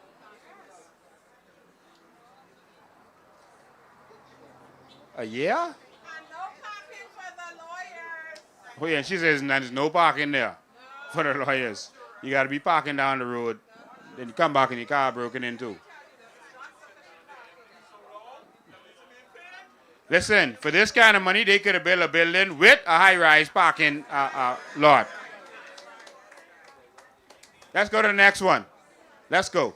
Go to number 5. Go to number 5. Here we go.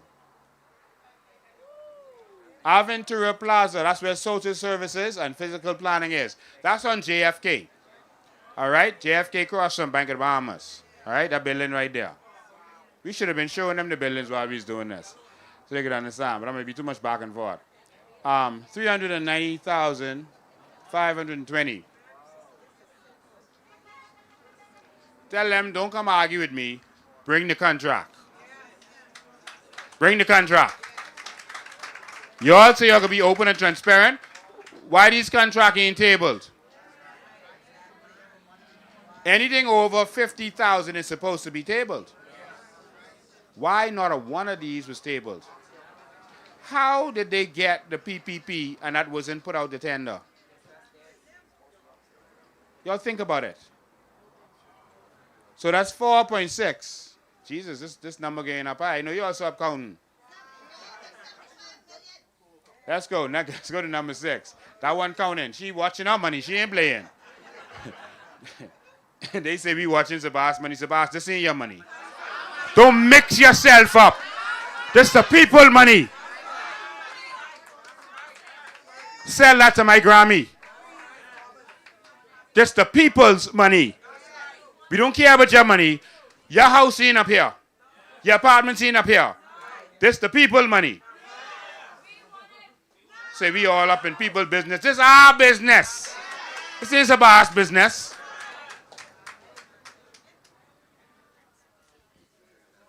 Bellagio Corporate Center, that's Department of Statistics on Madera Street, opposite where Bahama Subs is, all right? Where Faith Temple Church used to be, the old city market. $118,000. I ain't reading all them numbers. This tiring, I don't even know how to count all this money. 118,000, yearly 1.4 for that little small space. Go to the next one. There's more? Yes. Source River Center. The Bacardi building.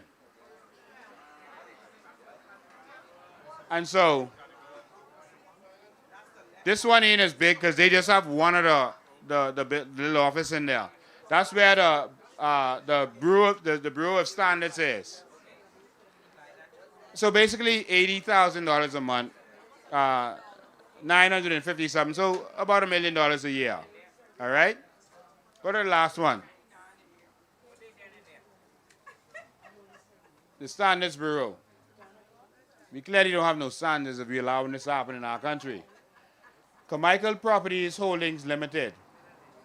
That's the Ministry of Labor on Carmichael Road. That's one little, you know where labor is? That's a little small little thing. So that's only 38,000, and that's 464 a year. I think I need an opener. I need some energy. Is this open? Okay.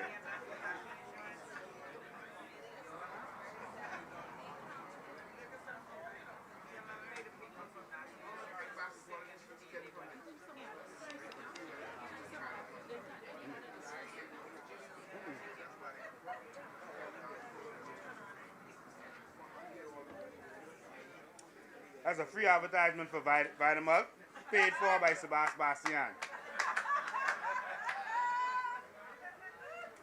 So, ladies and gentlemen, she asked me if that's in the Swiss account. No, it's in Bahamian's account because it's justified. Oh, sorry about that. She asked me if that money is in a Swiss account. No. Because the government is helping them to launder it, it justifies the money being in the bank. They put hidden money in the Swiss account, like the $20 million floating around somewhere. All right, in Panama? Okay, Panama. So that's money they put in Swiss accounts. But they are doing this and then including the banks in it. So now, if you give me a loan, you can't tell me I can't keep money in your bank. All right? And so that's what's happening. So bring it down. Let's see the last part. Oh, they gone it. Oh, so this is the whole thing. Producer, bring that down for me.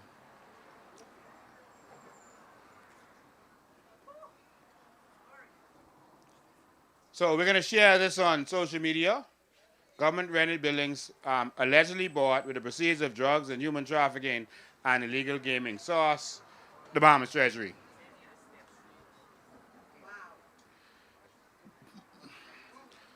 It's one thing when you don't know. But to know and then still let these people do, they are not the blame, it's you. Jesus said something to the Jewish people that was in front of him. He said, on Judgment Day, Sodom and Gomorrah gonna have it better than y'all because y'all see the miracles. Y'all see everything. And y'all didn't believe. Y'all didn't do what's right. He said, Sodom and Gomorrah gonna have it better than y'all. Because you see, and you still went against it. He told the people of Tyre, they so evil that they describe Satan by describing them. He said, they gonna have it better in Tyre on Judgment Day than y'all. And he was talking to God's people. Can you imagine that? He said, they gonna have it better because you see and you rejected it. So I say to all of the Bahamian people right now, if you see the darkness happening and you still vote for the PLP, your judgment day is coming.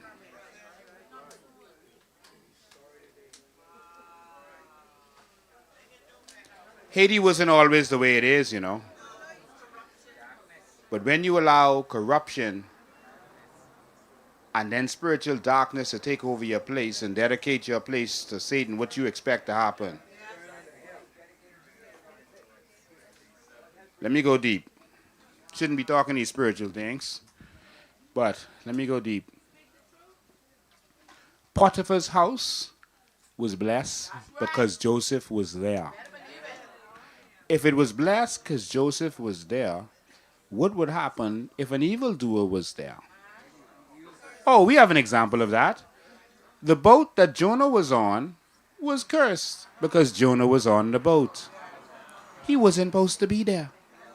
And they figured out, oh, if we throw this one over, everything will get calm. And they threw him over, and everything was calm. Don't let evil rule your country. Y'all see what is happening.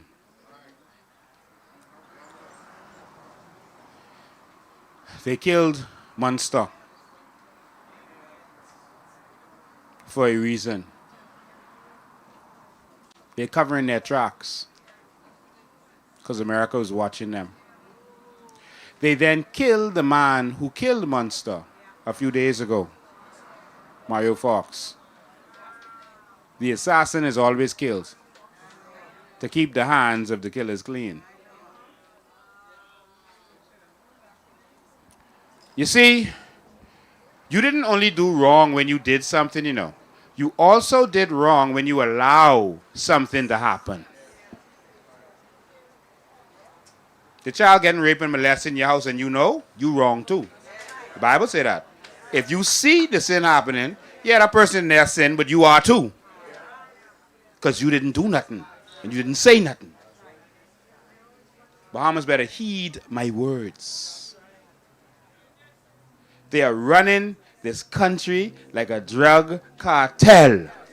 And America knows it. America is not coming to watch Brave. They coming to watch y'all and Brave. So if you vote for it, you gonna get it. It's simple as that. And I know these are some tough words with the advance polls coming up. These are some strong words, but this is where our nation is. How are you paying all this money to these people? These criminals. How are you paying all this money to them? And we don't have pillows and sheets in our hospital? For Grammy? The air conditioning working in the hospital? For our nurses and our patients? No kitchen in our hospital? No medicine? And they talking about 2 straight? Y'all ready for Bahamians to pick up guns, eh? PLP, don't come back. You are not welcome here. Get out of our country and don't come back. And I mean that.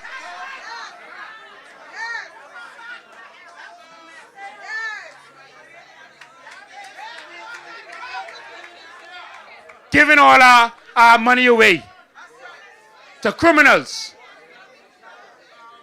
Giving criminals government contracts. Giving criminals government contracts to build houses. How are we just sitting there and letting that happen? Giving criminals government contracts to build buildings, government buildings, to wash their money. In our country. What have we come to, Bahamas? What have we come to? What have we allowed?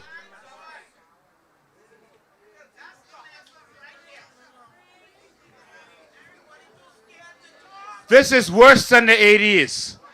Because in the 80s, the government allowed it. Today, the government is participating in it.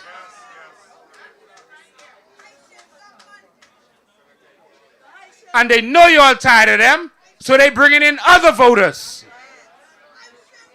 How we seeing all these passports selling and giving away, and we still wearing blue shirts? How we see all these passports selling and giving away, and you still wearing red shirt? Brent some of that brag about how much he was giving away every week. Bahamas, I only ask that you do what is right. Stand with me as I stand up for you and your children. Let's go to these polls with a vengeance. Ain't nothing to smile about around here. I don't see nothing to smile about.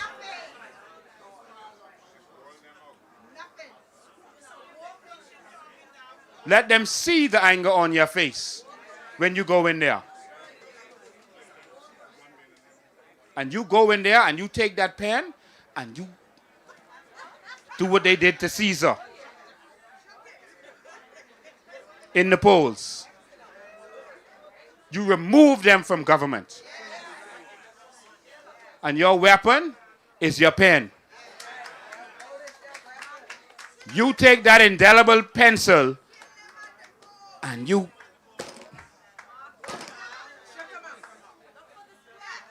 look for the splash and you stab them to pieces. Make sure I do it neat like Zorro. Don't miss. Right in the middle. Right in the middle.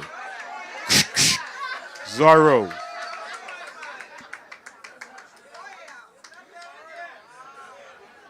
Now what I need you to do is spread the word. I need you to go out there and defend your nation by spreading the word. They can't stop your mouth. Don't give up on your friends and family. They're deceived.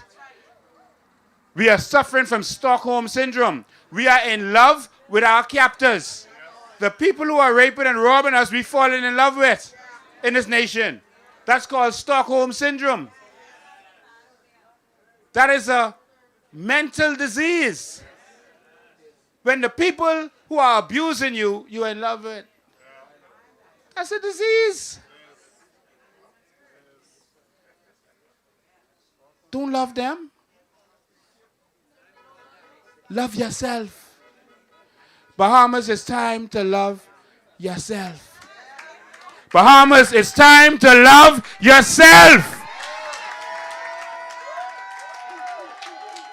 Stop loving politicians. They don't love you.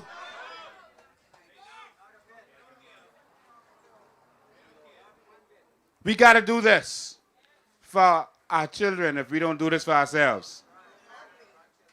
And so I showed you and Sabas the evidence. He just don't want to pay out when people win, so I know he ain't going to pay me out when I win.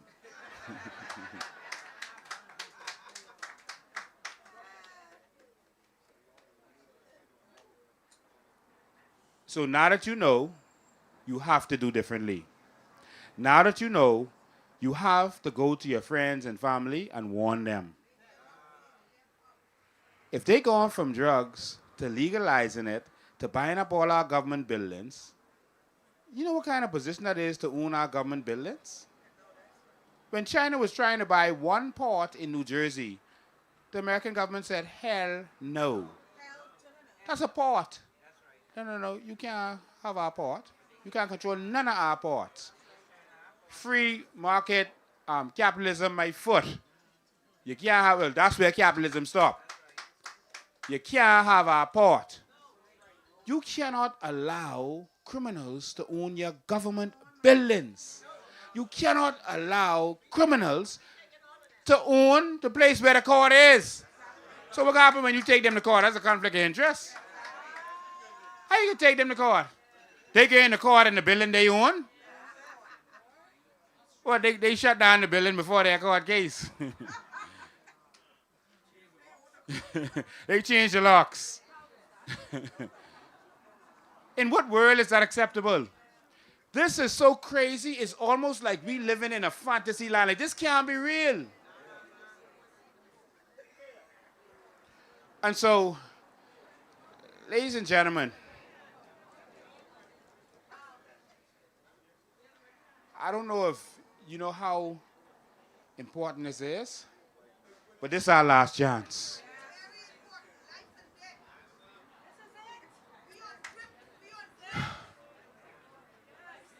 Before he led the people into the wilderness, God sent Moses into that same wilderness years before so that he would know what was to come. He would know that wilderness. I don't know why it came up in me, but when the earthquake happened in Haiti and our government refused, said they wasn't going to help, I got a plane and partnered with someone and we did stuff and went to Haiti and I decided to go over there and start helping and doing stuff. What I saw, the Bahamas ain't ready for. What my eyes saw is why this is so urgent to me. Why I keep shaking you all up and saying, you all, please stand with me. Because you all ain't aware of what's coming. You all are too passive. What is coming is not passive. We got to fight. This is it. There's going to be a Bahamas before this election and a Bahamas after this election. And after this election, it is going to be like Judgment Day in a twinkle of an eye. It's going to be too late. You can't turn back. It's going to be over.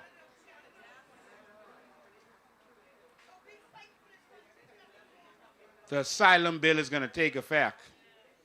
And they can start flooding us through the asylum bill legally. That's already enacted, you know. They only wait until after election. And after election, they can start landing on the boats and saying asylum. They can know one English word. Asylum. Bahamas, heed my warning. Everything is already lined up and prepared, and the enemy is at the gate, waiting to get in. And the traitors are inside. I am telling you to grab them and throw them over the wall. Throw them out to the enemy. Do not fall for their tricks. Do not fall for the Trojan horse. The enemy is at the gate. Not only will the asylum bill take effect. See, we didn't forget about that. They hypnotizing us, and we ain't even remembering what's really going on. It's so much you can't even keep up. Income tax will destroy the Bahamian people. The foreigners ain't gonna be paying that. And I said that in Bahamian vernacular for you to understand. The foreigners ain't gonna pay no income tax.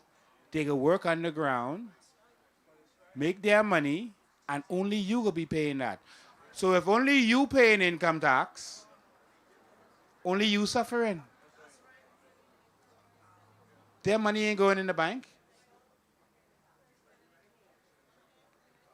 The wealthy does not pay income taxes. So don't let the FDM fool you, but it's a more equitable form of tax.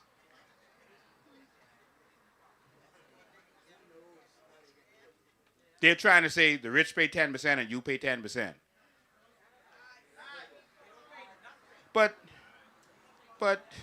you pay $50 for a shirt, the rich pay $500 for a shirt. So it works out. You pay $20,000 for a car, they pay $200,000 for a car. It ain't about the equity. That's the most equitable form of tax. Because the tax, you all want to bring income tax, the rich don't have to pay. Because they put everything in their companies. And they treat everything as a business expense. In America, if you have a car, you put that as your car, your business car. And you get a write-off on the car. You get a write-off on the fuel. If you buy a desk, you put it as your business desk. You buy furniture, you put it as your business furniture. That's what they do. They have write-offs. Now, we don't have to have all the write-offs they have, but when they put money into shares, they don't have to pay taxes on that because that's unrealized income. You didn't get the income from that year. Now, when you sell the shares, that's when you're supposed to pay. But they'll sell that and buy something else right away. That's why they keep all their money in shares. So when income tax comes, it's going to destroy the Bahamas. Y'all didn't listen to Loftus Roker, listen to me. He said, right before he died recently, not just 50 years ago, he said just before he died, recently, go look it up on YouTube, the interview with Loftus Roker to ZNS. He said, the Bahamians are going to lose this nation. And he's a PLP saying that. The Bahamians are going to lose this nation. Well, I want to bring an end to that prophecy. But the only way I can do that is through you. What happened in Miami with the Cubans can happen here if we don't wake up. This is the only election we have to stop it. After this, it's over. So y'all, let's take this serious. Now, coming into the next couple of weeks, they're going to be hard on the attack. Hard. Y'all don't get distracted. No, I ain't bankrupt, and they can't bankrupt me. All right? Don't mind their distractions. They can tell you all kind of things. They can tell you I used to own one strip club somewhere, and they can tell you I was a pimp daddy somewhere. I was in Miami, I was a pimp. They can tell you all kind of things. Y'all, oh, so they got me PLP clothes now. I look good in it, right? Once I look good. I handsome, all right. All right. But plenty people in PLP clothes, you ain't voting for them either.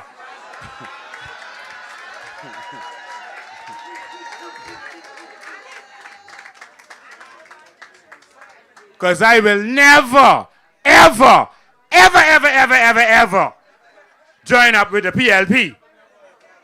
The people who are destroying this nation. The people who are sellouts.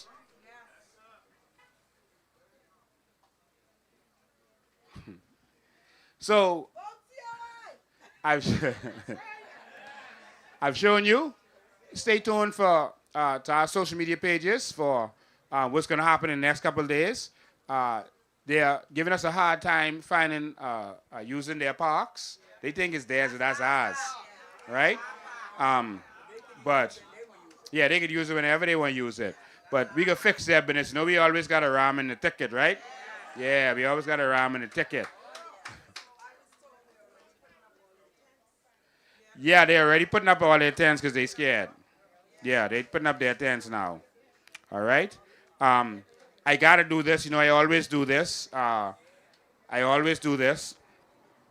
got to take a couple minutes to take questions from you all.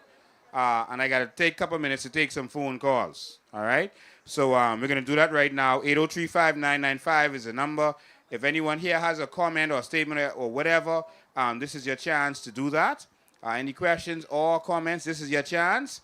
What do you think about Sabas, Bastian, them making over $6 million a month? He's a $6 million man. 6.5 million. 78,000. No, 78 million. These numbers so crazy. I mean, I can't even say it. All right, the phone lines have started. If y'all want to say something in here, just let me know. Call you live. Go ahead. Good evening, President Bain. Good evening. On all of those things you showed about the inflated rents, could you please tell the Bahamian people the government actually have to take out a loan to pay all those bills with the rental properties? So the rent is actually more when you include paying the loan back for the rent. You understand, President Bain? That is correct. And another thing, Bain, could you all please, when you all go out in public, if you don't have data on your phone to play what President Bain has gave you tonight, please record it off your child's tablet onto your cell phone. Then when you go on the line at the banks or at the local eateries, could you please play what Mr. Bain said? Thank you, Mr. Bain, and I'm voting for you the whole way. Good night. Thank you, my brother. Thank you. Thank you. You got a question in the back. All right, go ahead. Good night. My name is Sheila Clary. Testing. Good night, all. My name is Sheila Clary. My question is, I work for the private sector, and I want to know what is being put in place for the private sector, because sometimes you're being victimized, and when you go to labor board, they happen to sweep everything under the table. I want to know what is being put in place for the persons who work for the private sector. Okay, so we had a live a couple of weeks ago where we were talking about the workers and what we will do with the workers. And we read off slowly but surely all of the things we want to put in place. That including giving that tribunal, the labor board, actual teeth like the court, where they can actually summon someone and send them to jail. Where when they make a decision, that decision has the power of the courts. All right? Right now, it's just a tribunal. They say what they want. Then you still got to take the employer to court if the employer says no. All right? And most of the connected people in the private sector do that. But there's a whole list of things that we have proposed, and we put in an MOU to the unions for our people. All right? I think what we should do now, we should put that on our website so y'all can also see it. But we read it off on one of our lives, and it's going to empower Bahamians like never before, and empower our workers like you can't even imagine. So I'll put that on our website tonight, right on the front page so persons can see it. We recently met with the hotel union so that they could be a part of understanding what we want to do for the workers. We met with the TUC, and we did that proposal with them, and they agreed to it, said it's lovely. They just didn't want to sign it because they feel that the PLP swing them last time, and they don't want to get swing again. All right? And so that's really what it is. Let me take a phone call, and then I'll come to you in the audience. Hold on one sec. Call you live. Go ahead. Hey, Mr. Ben, good night, good night. Good night. How are you doing, sir? I'm alive. Mr. Ben, good. Thank God for life. Mr. Ben, listen. For you all out there, listen to me, my BMA people. This will make, I'm a 70s baby, so this will make my 5th time going to the polls. 2 times the PLP, 2 times the F&M. I got raped, I got robbed, I got victimized. And right now, I'm doing it for my kids and my grandkids, but coming up now. It's time for a change. Y'all, listen to me, yo. Wake up. I sure plenty of y'all didn't catch my voice. Wake up. Wake up. Wake up. It's time for it's COI. That's what it is. It's called COI. COI for life. Right now, this is what we doing it. Time for change, man. This is new season. Y'all catch yourselves. Have a good night, everybody. Be blessed. Do something productive. Vote All right. COI. All right. Thank you, man. Thank you. And while you're there, check online, Ms. Green, see if there's any comments, or particularly opposing comments where people have questions that I might need to answer, especially the ones where they're opposing in somehow, so we could answer it for everyone's benefit. All right, so we'll do that too. All right, we got a lot of people on here watching. All right, so let's go to the audience, and we'll take the next caller. Top of the evening to everybody. And everybody say, praise the Lord. Praise the Lord. Everybody say, thank you, Jesus. Thank you, Jesus. I asked those few, or made those few statements just now. Mr. Bain, in our country, too many of us are losing our loved ones to the Princess Margaret Hospital. Mr. Bain, who is not losing loved ones to the hospital, they are losing the ability to perform properly again because of orthopedic problems. Mr. Bain, I think you have an idea who I am and what I am and have been going through. My question is, what is the COI plan to do to give us retribution, even those 10 years behind me and those to come, hopefully not after me and my situation?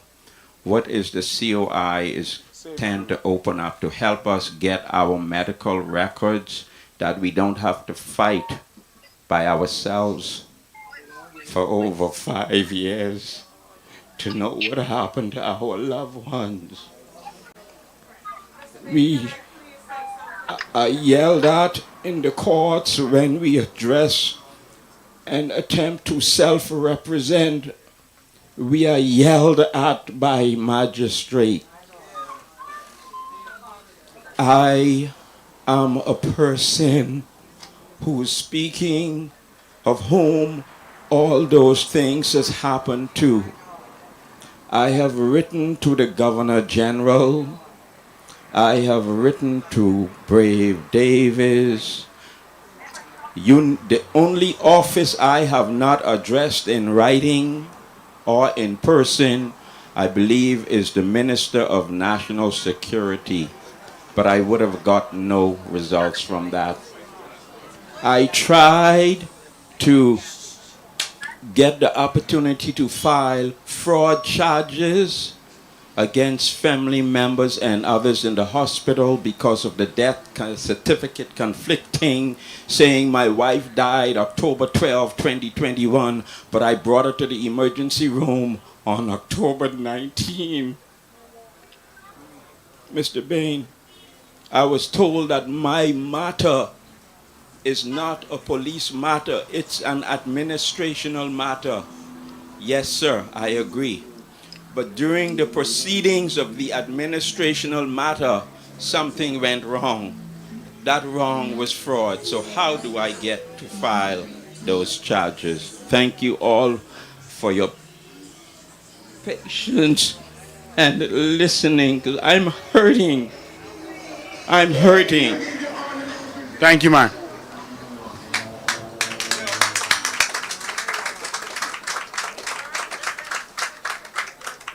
Good evening, first of all, Mr. President, Madam Deputy, Madam Chairperson, my fellow candidates, ladies and gentlemen. You know, my heart broke when I heard him because as an attorney, I have been faced with that.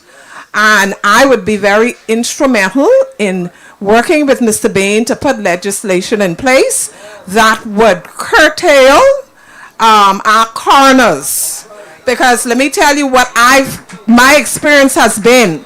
The coroners are doing fraudulent death certificates.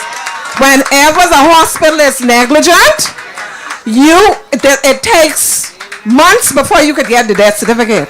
So a lay person like you, if you got that death certificate under a year, I'm surprised that you did, because an attorney bully as I am, I've had a difficulty getting the death certificate within 2 months. Okay?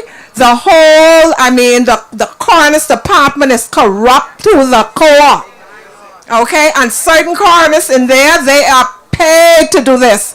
So therefore, there is no redress to people who have loved ones who go in there, and as a result of the negligence of some of the doctors, and a lot of them are foreign doctors they bring in here and don't even know if they really qualified. Okay? They don't even know their real qualifications, and people are dying daily. I have sisters who are doctors who are no longer part of that hospital because they cannot deal with what is happening. And if anyone know me, they know I have at least 3 sisters, and they're very good doctors, but they are all in private practice. So we intend to fix that. That's one of the things that must be addressed, and that Princess Margaret Hospital, need a shake-up.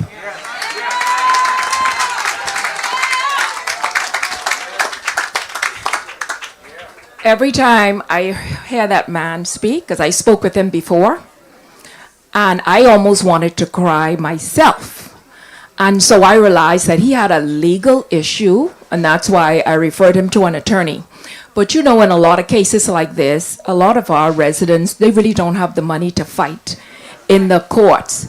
So what I'm going to do as the Minister of Health, first of all, I'm going to have a proper electronic record system where you have fingerprints. Anyone who go in the computer and touch it and change any notes, your fingerprint will be in the computer, and nobody can change it anymore, and the Bahamian people will have access to their records.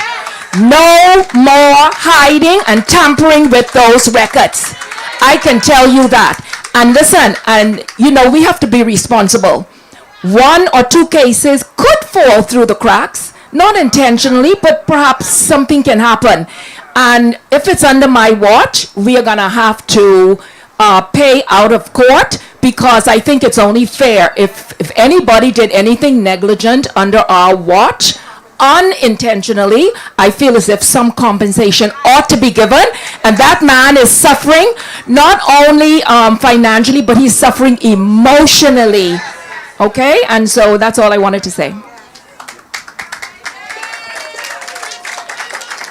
Let me before I go back to the phone lines, let me help you understand something. There's a man who recently passed away. We call him LH.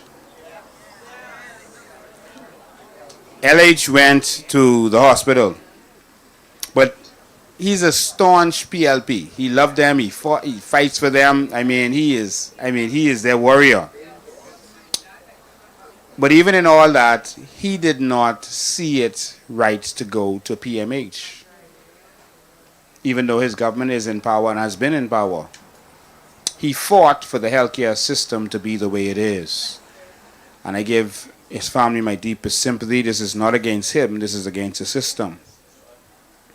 He fought for things to be the way it is. And so he couldn't, when he was in his need, go to that same hospital because of the government he was fighting for. So he went to doctor's hospital. But you know what doctors said to him? They took his $3,000 and then said, but that ain't enough. We need a card with $20,000 on it for us to see you. And he is saying, I'm having chest pains. Y'all please don't let me die. And he was there for over an hour trying to get them to do what they had to do. And they told him, you need to call an ambulance and you need to go to PMH. That's what he fought for.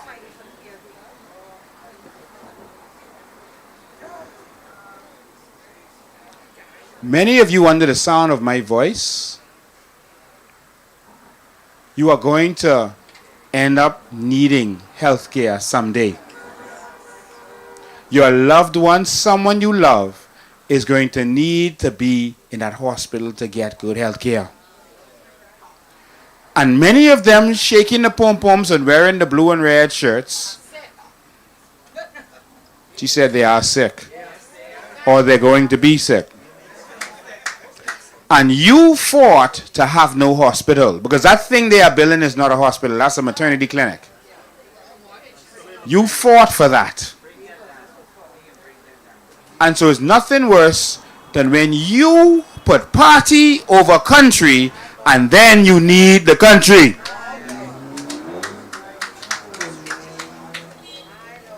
Read our plan on healthcare.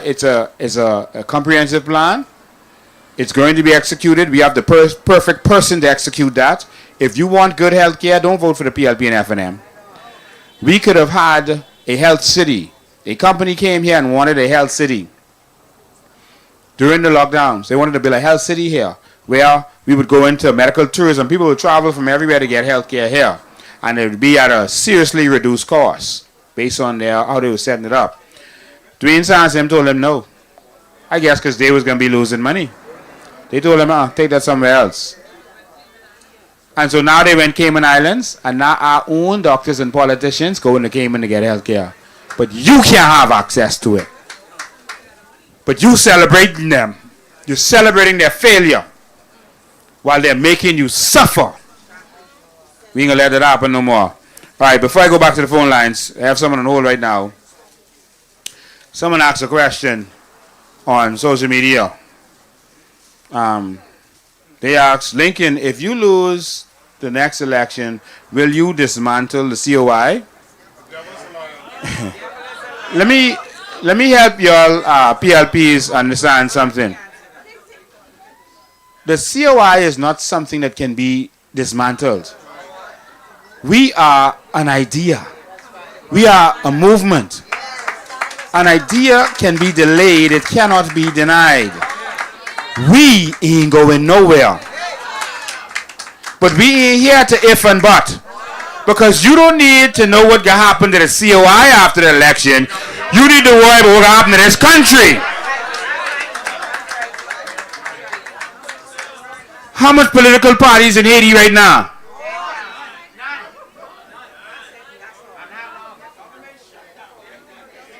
We gotta fix this. Let's go back to the phone lines. Don't worry, we got plenty of good food here for y'all. It could be worth the wait. I need some water, please. Caller, you live. Go ahead. All right, thank you, Mr. I just wanted to let you know this, right? First of all, I was a 36-year-old male, bitch, and I've never registered until I've heard you speak. So I just want you to know, right? I register because of you, and it's a lot of people out here registering because of you. I don't show up. I don't show up the rallies or none of that. But when I speak to people, I don't speak to no one who then have their mind and set the red and blue. I try to speak to people who ain't registered or who registering and ain't getting vote because it don't make no sense. Like, this is the one time that I've ever heard anybody speak and it moved me to actually wanted to vote. Right? So,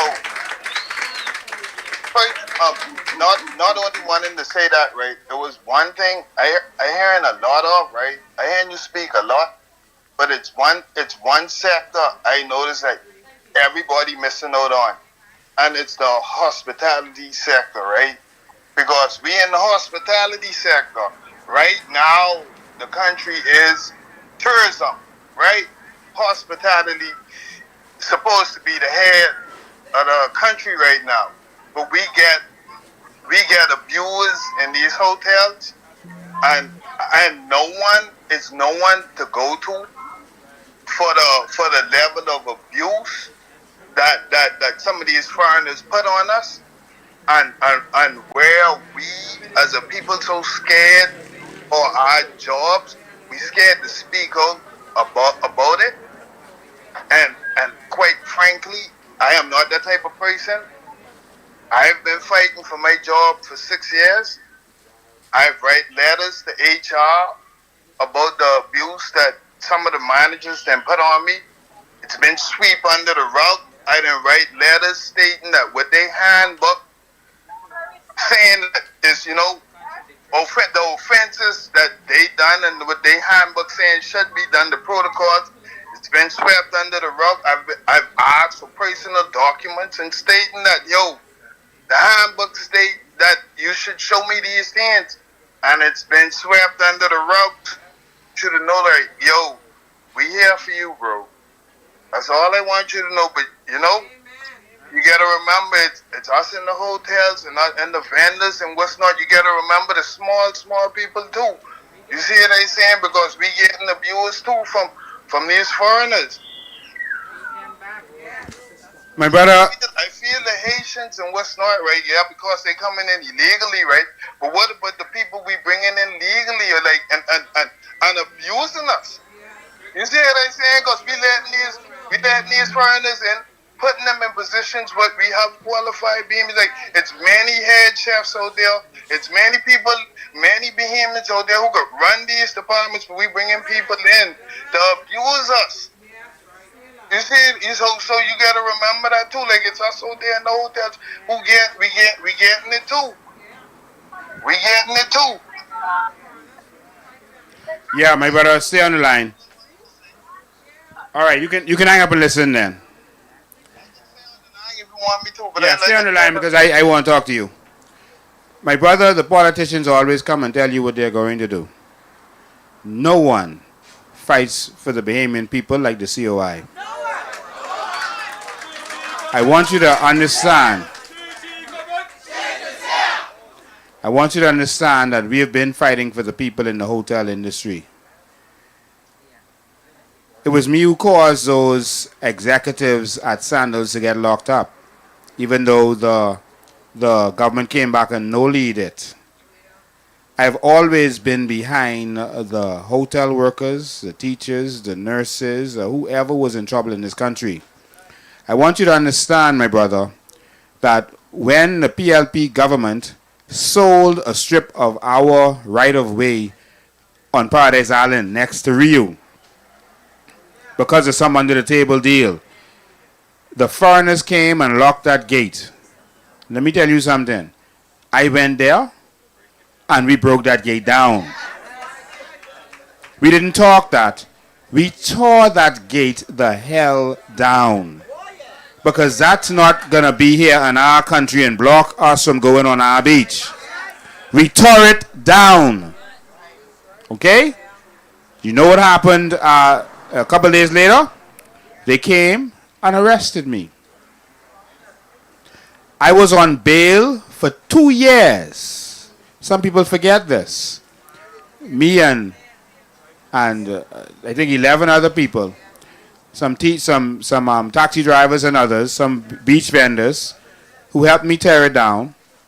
I was on bail for 2 years until the government changed. Me, who want to go visit my children in the States, who want to live a normal life and not have to be on bail, who want to apply for visa. Me. I don't talk this, I live this. So if I am willing to fight for the Bahamian people on the outside, imagine if they have a government on their side. The problem we have is that the government sell out to these foreign investors. They get money under the table so they can't do nothing against them. They do what they're told. I ain't taking no money from nobody. If I ain't take the PLP $10 million, you think I take any money from them? And so I want you to understand that when the taxi drivers, hospitality, had their need, I went out there. They was on the port, having to drive their car in that dirt parking lot. No bathroom, no nothing. I went out there and I read the riot act to the government. I called the minister, what's it, Jobet Colby, Minister of Transport at the time. Called into a meeting, the Minister of Road Traffic. And the next day, that was paved. And they had a trail out there. All right? Me fighting for the people hurts me personally. I don't ever complain. But I get attacked. And I don't even repeat it. I don't tell the Bahamian public what's going on. Because it ain't about me. I out here fighting for you. I don't care how much bullets they throw at me. I can't open a business bank account. No reason. Just because of victimization. I can't get a government contract if I wanted it. Because of victimization. You think I can get a job in this country? Not that I'll ever want a job as a runaway slave. I'm just letting you know that I have to deal with these issues on a daily basis. So I just want you to know, my brother, if the hotel workers want a champion, change the government. Put me in power and watch how no foreign investor will be able to take advantage of them. Last thing. Mia Motley called a press conference, must be 1 o'clock in the morning, and she said everyone must be there. If you is man, don't show up and see what'll happen. She tell every news media you better be there. And every hotel owner, foreign investor, you better be there. Everyone was there. Because Mia Motley don't play. And she told them she has been informed that there are foreigners getting paid more than Bajans in this country. She said, let me be clear. You are guests in our country. And I called you here 1 o'clock in the morning so you could know who in charge. So, if you pay a foreigner more than you pay a Bajan, pack up and go. You will not be welcome in our country anymore. And you can't carry your hotel. That's strong leadership. What we have in our country is a bunch of sellouts. We need strong leadership for this dispensation. And that's what we're going to have. Thank you, my brother. I got your back. Just a few more weeks and you will see the difference. Stay fighting, Mr. X. All right. Okay, we have a question in the audience. Yes, go ahead.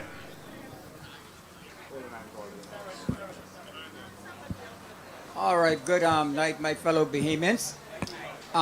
First of all, I would like to take my hats off, if she is watching, that lady from the passport office that put that information out about those 50,000 fraudulent documents that are out, passports that are out there. Thank you for bringing that forth to the public. We need more you guys that are involved in those areas that come forth and let the people know what's going on. because it's high time that for us Bahamians to stop being dumbed down, not knowing what's going on in our own country.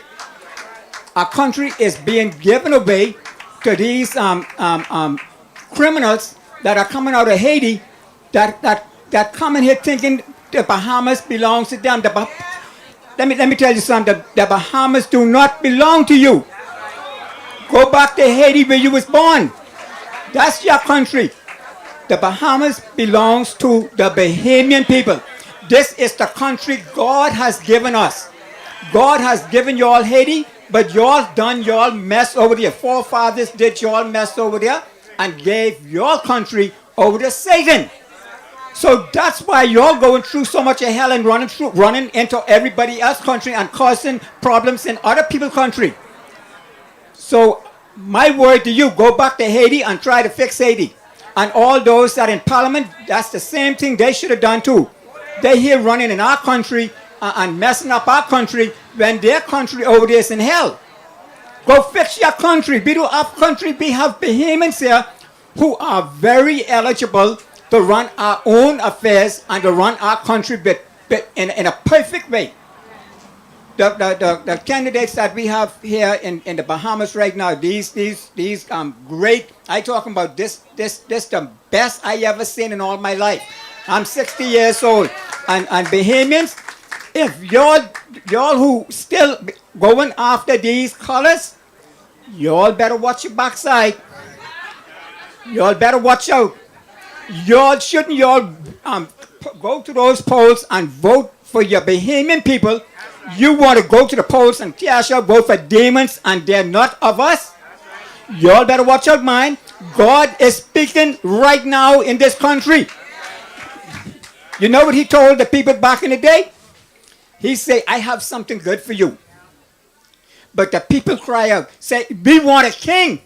Give us a king. Now, God told the people, look here, what I got for you is the best of the best. If you want a king, I will give you your king.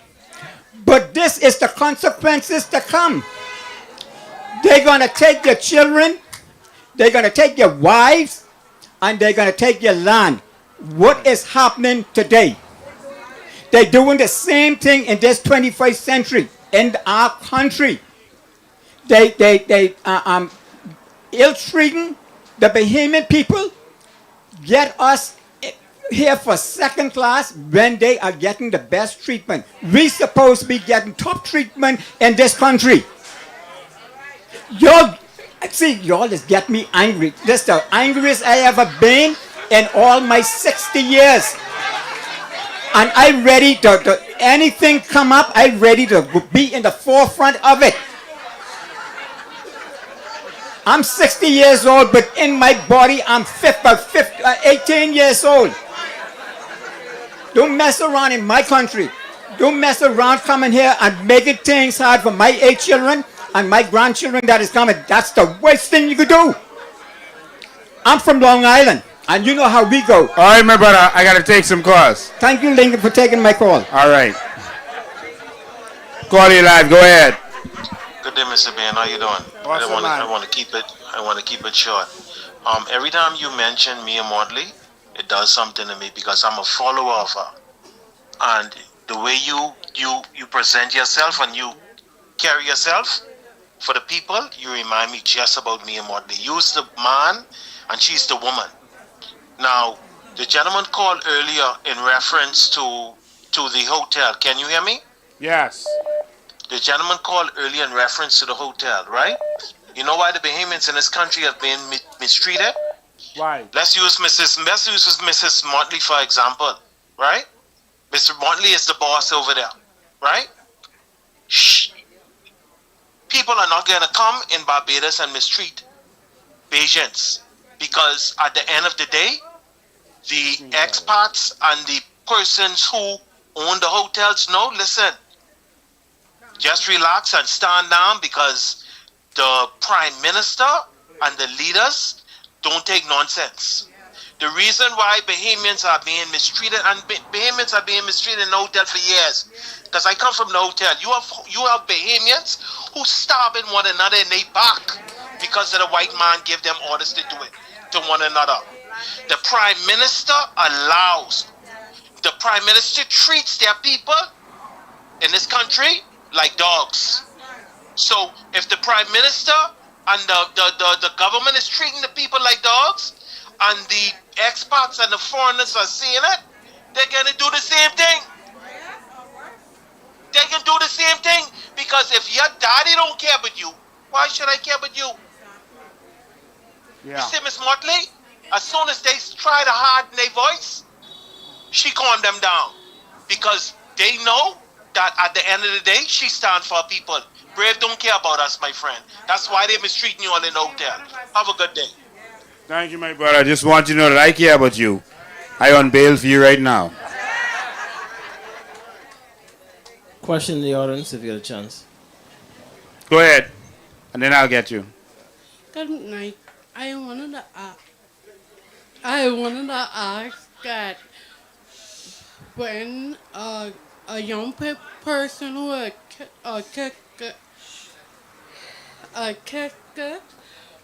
what you should do when a child is kicked and they can't talk for themselves, or when a young person who cannot work and they trying to work and they Let's take your time, no rush. get money and get turn around from your own constituency, what you should do. So I think the first question you asked me if a young person is autistic, Yeah. and they can't talk for themselves. Yeah. Okay. What a child should do when they get kicked and they cannot tell it grown up and they cannot talk for themselves, even a baby. Yeah. I want to assure you that I will do everything in my power for people with autism. Because I am one. I have a child at home right now, probably sitting on watching this event and fall asleep, who has autism. You can talk, he can't. He can say a couple words, but he has some major issues. He stopped breathing after he was 7 hours old. He was in doctor's hospital, and they resuscitated him, but it caused damage. So he also has cerebral palsy. But he is a miracle. I understand the pain of the children, and I understand the pain of the parents. And if it wasn't for some people who were good to me to be able to assist me while I'm out there fighting for the rest of the country, and assist me by being there for him, I would not be able to be doing this. This would be impossible for me because my first responsibility is to my children. And so if for some reason I didn't have help with him, this would have been over for me, because he is a priority. When he was living in the U.S., they do everything for their children with autism because they didn't ask to be here. Schools have to give them everything they need. The speech therapy, the physical therapy, everything that they need, they have to give it to them or the school will be punished. We need to do that here. I can assure you, because I live it. And I know we had another prime minister who lived it, but he didn't care. All right? About anyone. And apparently not about his own either, in my opinion. Because he didn't put something in place to be his legacy. Because I know the pain, I guarantee you that that will be fixed. Good evening. My name is Trevor Green. I'm the Tall Pines candidate and one of the shadow ministers for education. We have a lot of experience in that area. I worked as an educational coordinator in the U.S. in South Miami. And one of the things that we did, there's many things, but one of the things that we did was we ensured that our students had life skills, where we would rent apartments for them, and teach them how to live a normal, so-called normal life. And we ran a number of programs to ensure that they would be able to successfully navigate life as a normal person, because we also had them in the South Baptist Hospital, where a number of the students were working. So they learned life skills, they learned job skills, and they also learned social skills. And when it came to the classroom to teach them the academic skills, we also have a lot of the students had what we call paraprofessional, where there would be a skilled professional. If they were, say, vision impaired or hearing impaired, they would sit on the side of them and they would help them along as the lesson proceeded so that they would not miss anything. And that also led us where we had students in Florida International University, and those students were assisted also by paraprofessionals. Myself, along with a couple other coordinators, was go and visit them from time to time to ensure that they were getting along with the lessons and they were understanding what they're doing. So there's also a process where we not just sit with the children to the students who had autism and other special needs, but we sat with them and we made sure that they were able to learn not just, like I say, academic skills, but life skills in general. So there are a lot of things that will be introduced to the Commonwealth of the Bahamas in the educational system to ensure that those students with special needs, or whether it be autism or anything that falls on the spectrum, that they would be able to live a normal, comfortable life. And one of the greatest fear that I found was that parents were, when it came to them passing on, they were fearful of what would happen to their children. So by ensuring that these children have a normal life and experience what's going on in their community and be able to socialize with people, normal skills, that created a sense of security for them, so our children would be able to move on and live successfully. Thank you. And we also have a plan for, give it a mic back. We also have a, you finish? Okay. We also have we're the first political party to present a plan for the disabled. That shows you how serious we are about this. The first political party to present a plan for the disabled. No other political party has ever done that, because you're not even on their radar. But we're going to make sure that's fixed. I want you to notice something. I'm so proud of the people that have come forward to present us. Do you see how a question could be asked and someone who is an expert in the field could come up here? A question could be asked and someone who is an expert in the field can come up here? A question could be asked and someone who is an expert with experience in the field can come up here. We have the first cabinet that will actually have experts in every single area. It has never happened before. Never. And so we're asking you to give us a chance. We can govern. We can take this to the next level. Whatever they've been doing, they've been failing you. All right? I think I had to call her first. I had to call her first? Or? Yeah, I had to call her, then I'll get to you, and then to you right there. Call you live. Go ahead. Hello? Yes, go ahead. Good afternoon, Mr. Ben, and good afternoon to the entire Bahamas. Mr. Ben, I'm calling to ask what measures or plans do you have in place for these no good, nasty insurance company that scams person who has been diligent and paying their insurance up to the time that they die. Here's a little story. My mom, she enrolled herself in an insurance with Family Guardian from 2014. My mom passed away in 2021.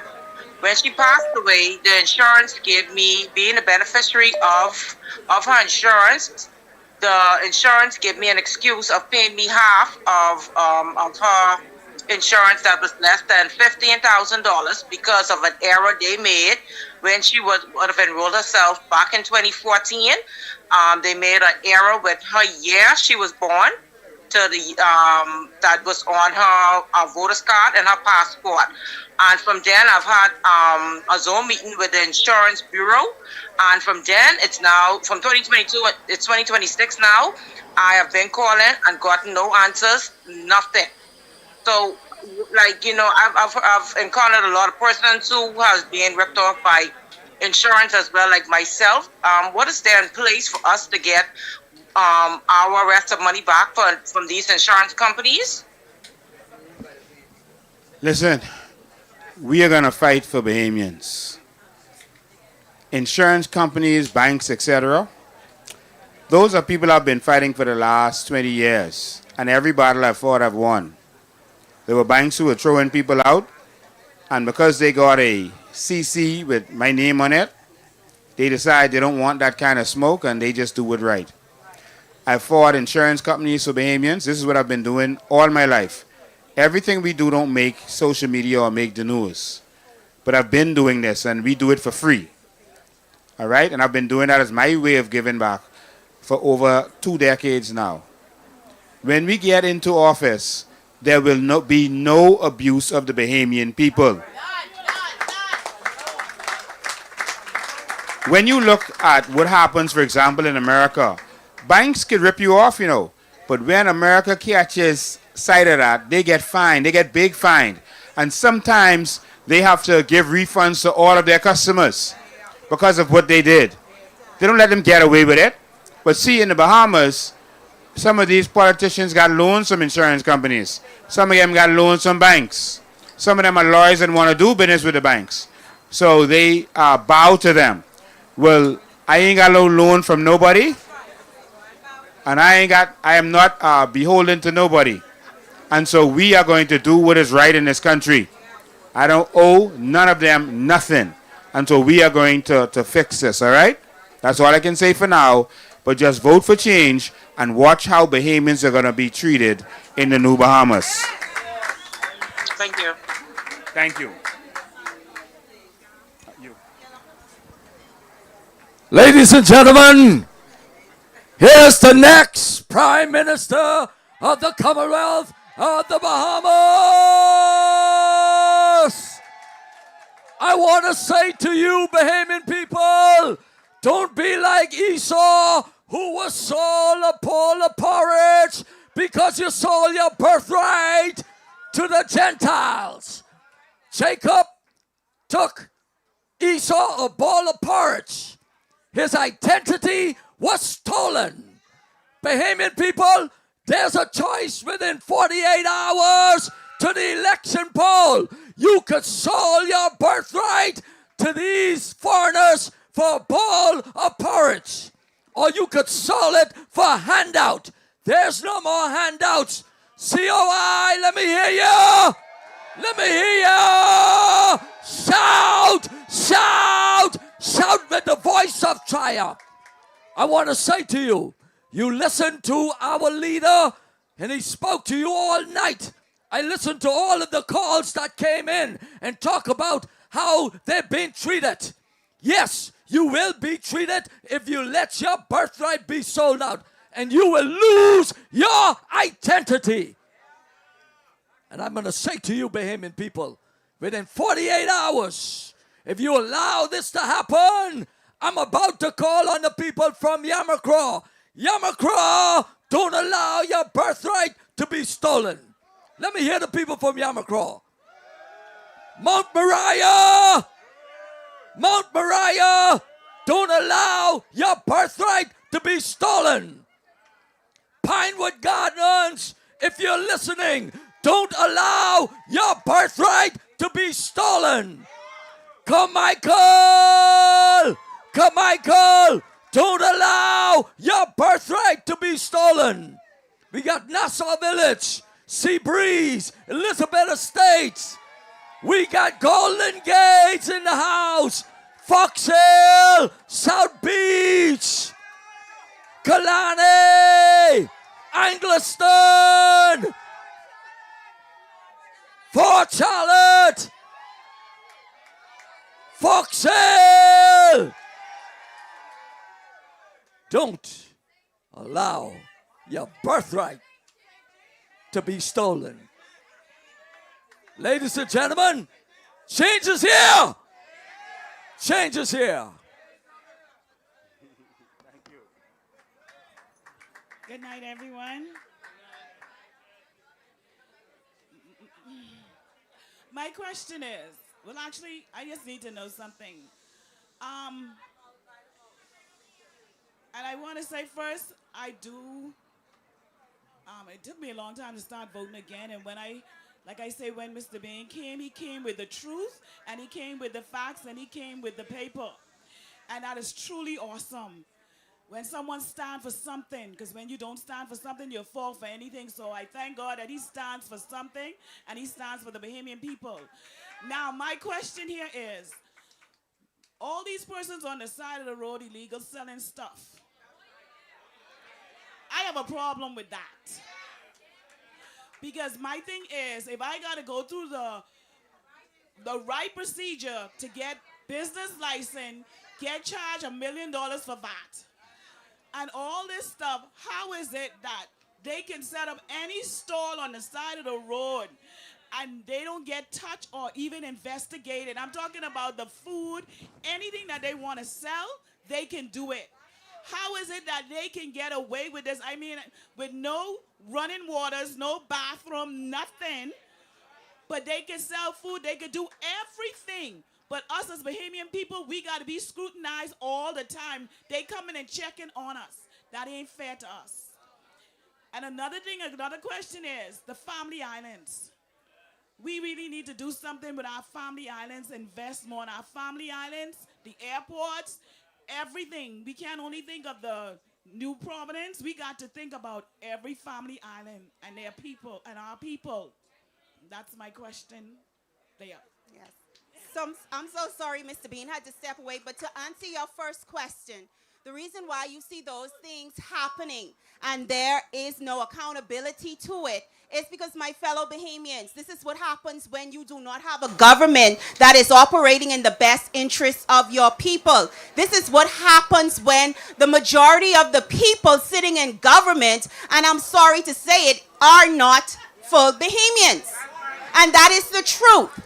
This is going to be the first time in the history of this country when we have true Bahamian leaders representing the people of the Commonwealth of the Bahamas, who is going to put Bahamian interests first, who is going to put policies in place that is going to allow the Bahamian people to benefit from this country. The second question you mentioned concerning our family islands. A part of Coalition of Independence plan is to decentralize Nassau. We're looking at island, state, and city governance. And I know that the people on the family island is welcoming this plan. Can you imagine Abaco, Andros, Eleuthera governing themselves? Like our leader always says, you will have a hospital if you're governing your own island. You will ensure that the schools are properly managed and built because our children have to go to those schools. I know that a lot of things are happening in Nassau. That's because, honestly, this is where all the hogs live. And when I say hogs, I'm talking about the leadership. I am talking about a leadership. Because obviously you can see what is taking place in Nassau. All of our family islands are currently still blank canvases. Blank canvases just waiting to be developed. One of the young people in my constituency, when we were talking about development, they asked about education. A lot of our young people have to travel abroad just to finish education. But can you imagine? Can you imagine? We are inviting universities and colleges to come to those islands. And then we build a community, an economy around those colleges. Our children won't have to go off to finish school. But now we have others coming here to educate and learn in paradise. Now you see the economy begins to build on some of those family islands around those universities and colleges. But this is how you diversify. This is how you build. So to answer your question, this is what we are going to do under the Coalition of Independence. But in order for us to do that, we need the people of the Bahamas to vote, vote, vote. Vote Coalition of Independence. Good evening, ladies and gentlemen, and to all of you who are viewing. My name is Stephen McQueen. I am the Coalition of Independence candidate for the Nassau Village constituency and Shadow Minister for Foreign Affairs. I want to take a moment to speak to those of you who might still be a little on the fence. You're still in the land of indecision. You're not sure where you're going to vote. You're not sure even if you are going to vote. I want to ask you a question. And I don't want you to think party necessarily. I want you to take a moment and think about your life over the past 4.5 to roughly 5 years. Because government is supposed to make your life better. Is your life better? Or are you one of those whose light, whose electricity is off? You don't know if or when you'll be able to turn it on. What kind of condition are you living in? Is your house leaking? Is your roof ready to fall in? And I'm asking you this because as I move about, and I'm sure that there are other candidates who are experiencing the same thing. Many of you are struggling. The struggle is real. Many of you are suffering.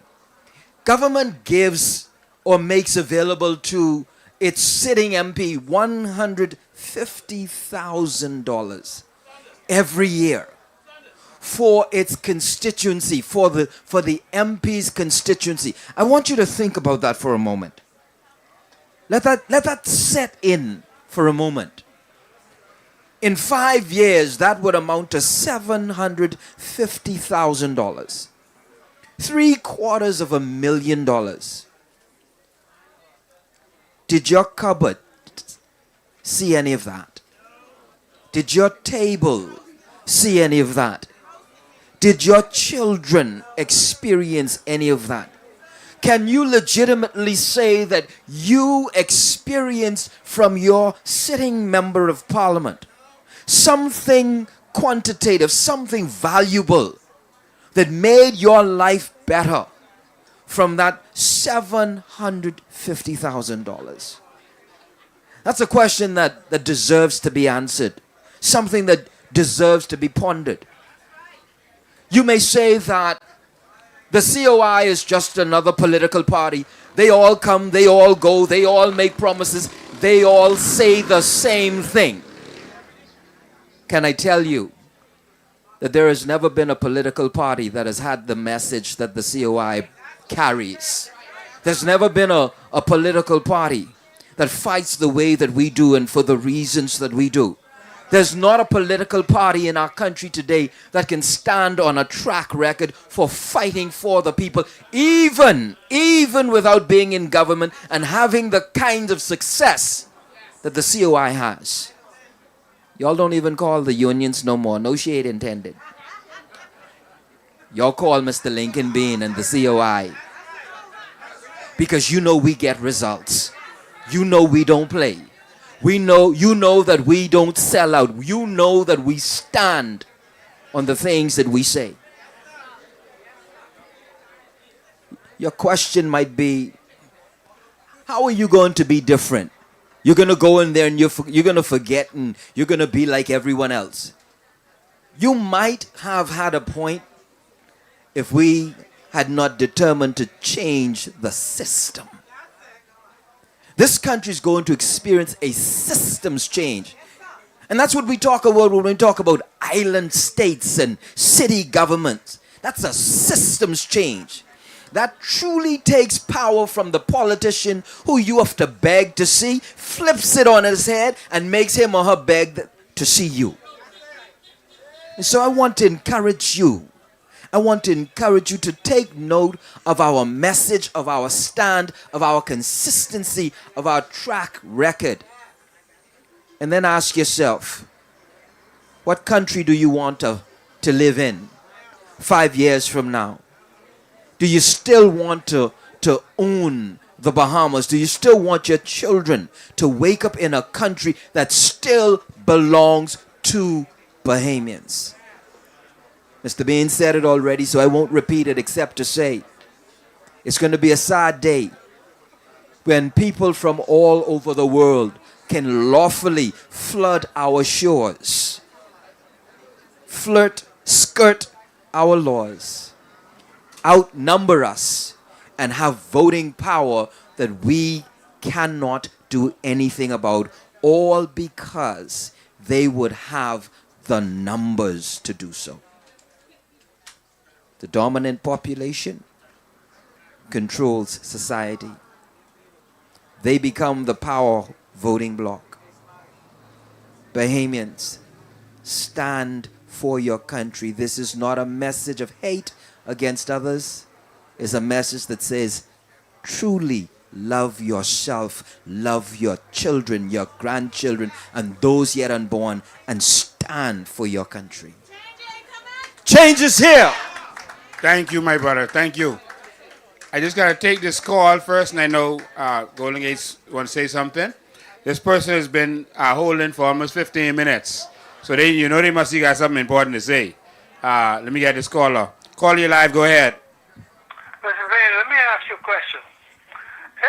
Everybody in this country, could you hear me? Yes. I hear everybody with election talk, right, but nobody addressing our problem in our country. We need food security. The whole system in agriculture had broken down. I'm a farmer. For years, all I did was farm. We need somebody to represent us in this agriculture scene, because the Bahamas is the least, all the Caribbean countries, the Bahamas cannot stand on its own. The Bahamas don't have a poultry industry, it don't have a pork industry, it don't have the vegetables, they stopped growing that, they got Bombsy put out what's put out. We need somebody in there to look out for the farmers and the fishermen. The backbone of this country, all of this stuff, what everybody carrying on with, nobody seems to want to address the farming industry. All right, caller, I really appreciate that. I want you to know that I've been standing up for the farmers. I've been speaking up for them. And we put out a plan for food security. No other party in the history of this country has done that. And that's because the oligarchs make over $1 billion importing food. That's why they don't want you to grow food here. That's why Ingram destroyed the farming industry, as you know. Christie carried it on. The F&M and PLP destroyed farming in this country because they make money importing it. Why should they let you grow chicken when they can bring the chicken in and not have to do any of the work? And so we are going to change that. We have already committed to that. You can go to our website, coalitionofindependence.com, and see the full thing. We've had several live broadcasts where we let persons speak. We had one a couple weeks ago where the persons representing Farming for Us, where they spoke about the initiatives that we're going to do in farming by funding you guys. There's 700 licensed farmers, we said, and we're going to fund you because we have to be able to feed ourselves. We even have a transport system that we're bringing in place. We've met with the experts that's going to be able to move your fresh food every single day to whatever part of the islands that you want. And so we're going to look out for you. We're also going to make sure that you have dedicated veterinarians to take care of your animals. The problem that you guys have is that the vets don't make much money by coming to see your animals, and so they neglect you. We're going to make sure, because we have to eat, we're going to make sure that you have exactly what you need in terms of feed and other things, and we're going to heavily subsidize you like America does. And so that's a guarantee. If you vote for the PLP or F&M, you will not get it.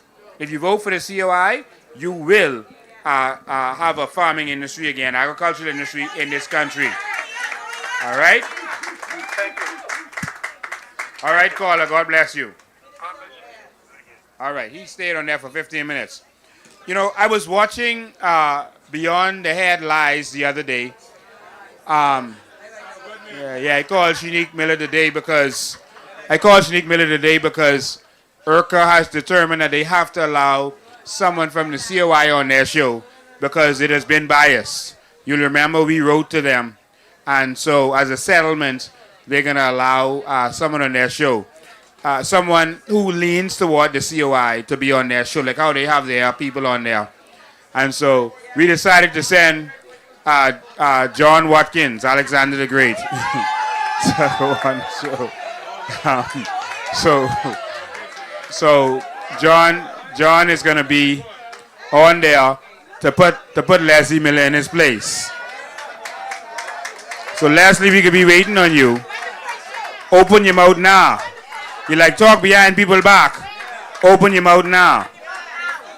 All right? So we'll be waiting with files. So one thing they said recently, you know, they try to find everything possibly negative about us. They was doing something on Pinewood. They tried to make it seem like I wasn't campaigning in Pinewood. I campaign in Pinewood every day, except Sunday. Every single day. But that show just lies so much. That's why more people watching us now than watching Eyewitness News right now. They got 100 people on their thing, over 900 on here. And so they said that I haven't shown a plan for Pinewood. We go to the people of Pinewood every day with our brochure, with our plan in it, give it to them, and we show them that there's more on the website. There's only a certain amount you could hold on that. So just for Beyond the Headlights, and also speaking to my people of Pinewood who are with me and who believe in me, on the screen here is from my website. I have a whole website for the people of Pinewood. It's called votelincolnbean.com. Sound good, right? Yeah. So they get straight to the point. Just vote Lincoln Bean. All right? And so this is one page of the website. So we have a home page. They can see my bio and everything that I've accomplished. But this page is the vision for Pinewood. We also have a 100-day plan. We have Vision 2030, Vision 2025, and everything they want to know is right there. All our documentaries on the page. So everything is there. So go back to the top. And so the first thing you will see on this page, as you scroll down, is the vision for Pinewood. Let's go down. All right? And so I've lived in Pinewood. I'll stop right there. I've lived in Pinewood all of my life. I see LaRoda is putting something out, so he's been in Pinewood for 6 years. He moved into Pinewood in 1985 when he was in his 20s. He was a big grown man. Lived with someone for 6 years and then move out. Didn't even look out for those people. He said he was through Sugar Apple Street. He put speed bump through every corner except Sugar Apple Street. He cleared the drains in other corners, but not Sugar Apple Street. The people of Sugar Apple Street had to clean the drains themselves. I went there to do it. They said, Mr. Bain, we didn't do it. We couldn't wait on LaRoda. He's garbage. All right? So if you was from Sugar Apple Street, why you ain't looking out for them people? None of them know you. All right, so is this able to play? Will they hear it? Let's play this. This is a vision for the flooding. None of them know you. Let's listen to that. All right, so is this able to play? Will they hear it? Let's play this. This is a vision for the flooding. Let's listen to that. All right, so is this able to play?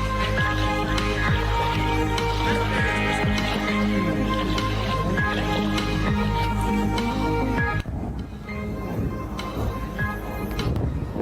Coalition of Independence is all about solutions. We're standing here today in Pinewood Gardens because we're going to be discussing solutions to the flooding problem in Pinewood Gardens. For many, many years, governments have been promising to fix the problem, and none of them have. And now they are making excuses about who hasn't fixed it, and they're hurling accusations against each other in the House of Assembly. It's really, really bad this time. We are really, really hurting in Pinewood Garden. I feel bad because we buy a home but we can't enjoy. Why just keep coming in? The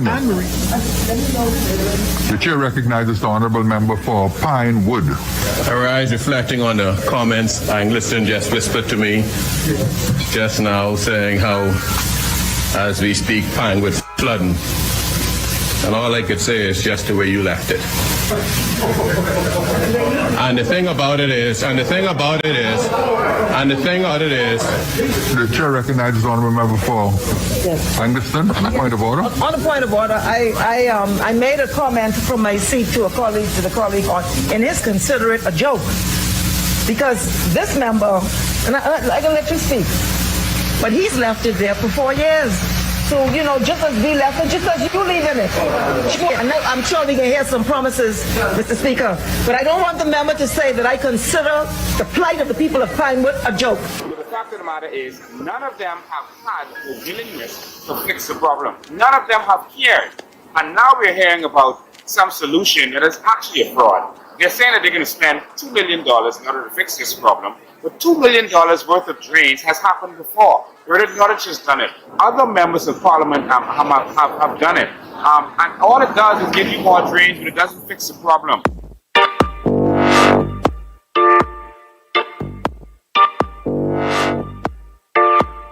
Designed to bring relief to decades of flooding and sewerage issues. Member of Parliament for the area, Kayla's Roll, made the announcement in Parliament today. Certain areas of Pinewood from the beginning of the construction of those homes where the water and sewage element infrastructure has been underdeveloped. And we're now finalizing, along with the water and sewage, a project that will be executed relatively quickly also. And this is something that has been discussed, that's been on the drawing board for many years. So I'm happy to be in a position to communicate to my constituents that the government is providing focused attention to this particular project. Roll also told parliamentarians while the project is estimated at $20 million, government is in discussions with a company already operating in the Bahamas for the work to be carried out at a reduced cost. Efforts are completed to acquire some of the property necessary for the drainage program, and a submission is currently before the Cabinet for approval in this regard. And I foresee no issue with this being approved in short order. Mr. Speaker, we are very pleased with the progress being made on this particular project, and we look forward to providing the people of Pinewood with a solution to an age-old problem.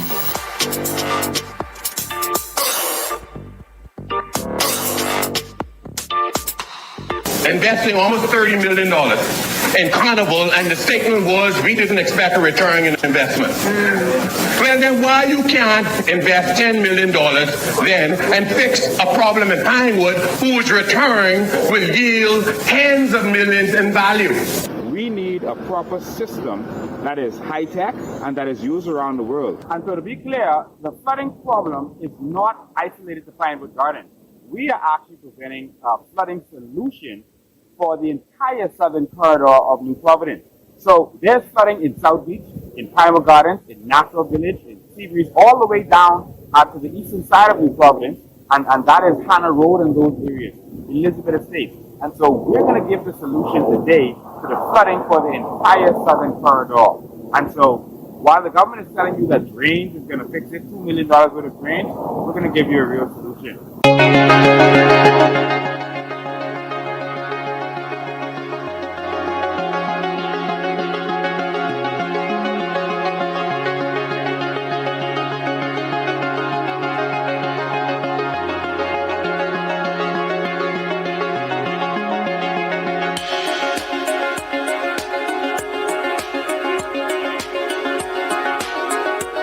The solution for this flooding, again, is to have a proper drainage system for all the streets in Pinewood, for example.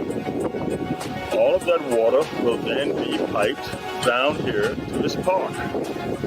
Under the field in the park will be a reservoir. The water will be stored there, making it reusable for irrigation and so on. Or the water can be piped out to the canal system.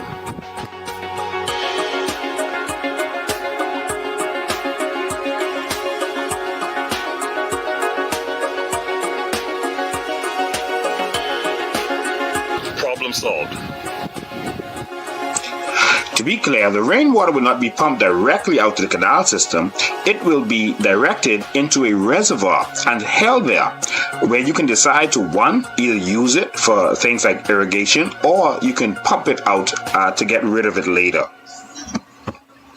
At the reservoir, the water will be filtered so that you're not pumping out dangerous and toxic water into the ocean system. The interesting thing about the flooding problem in Pinewood is that it's not unique to Pinewood. It actually is most of the southern corridor of New Providence.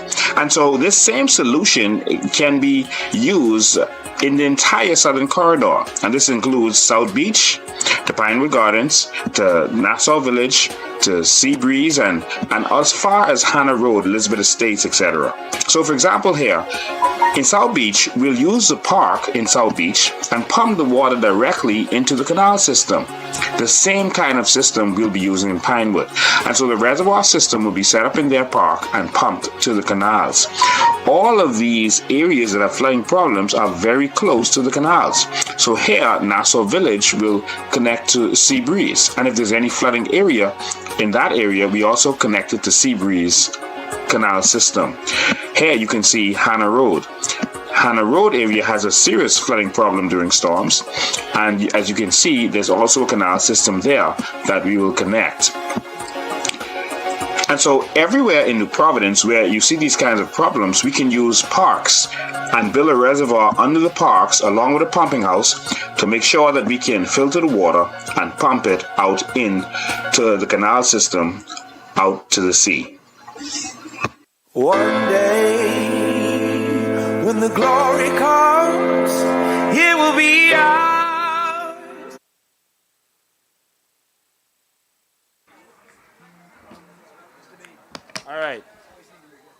All right, someone needs to move their car. It's a Honda Fit, AY1573. AY1573 Honda Fit. No one knows that license plate number. All right, that's the white one right there.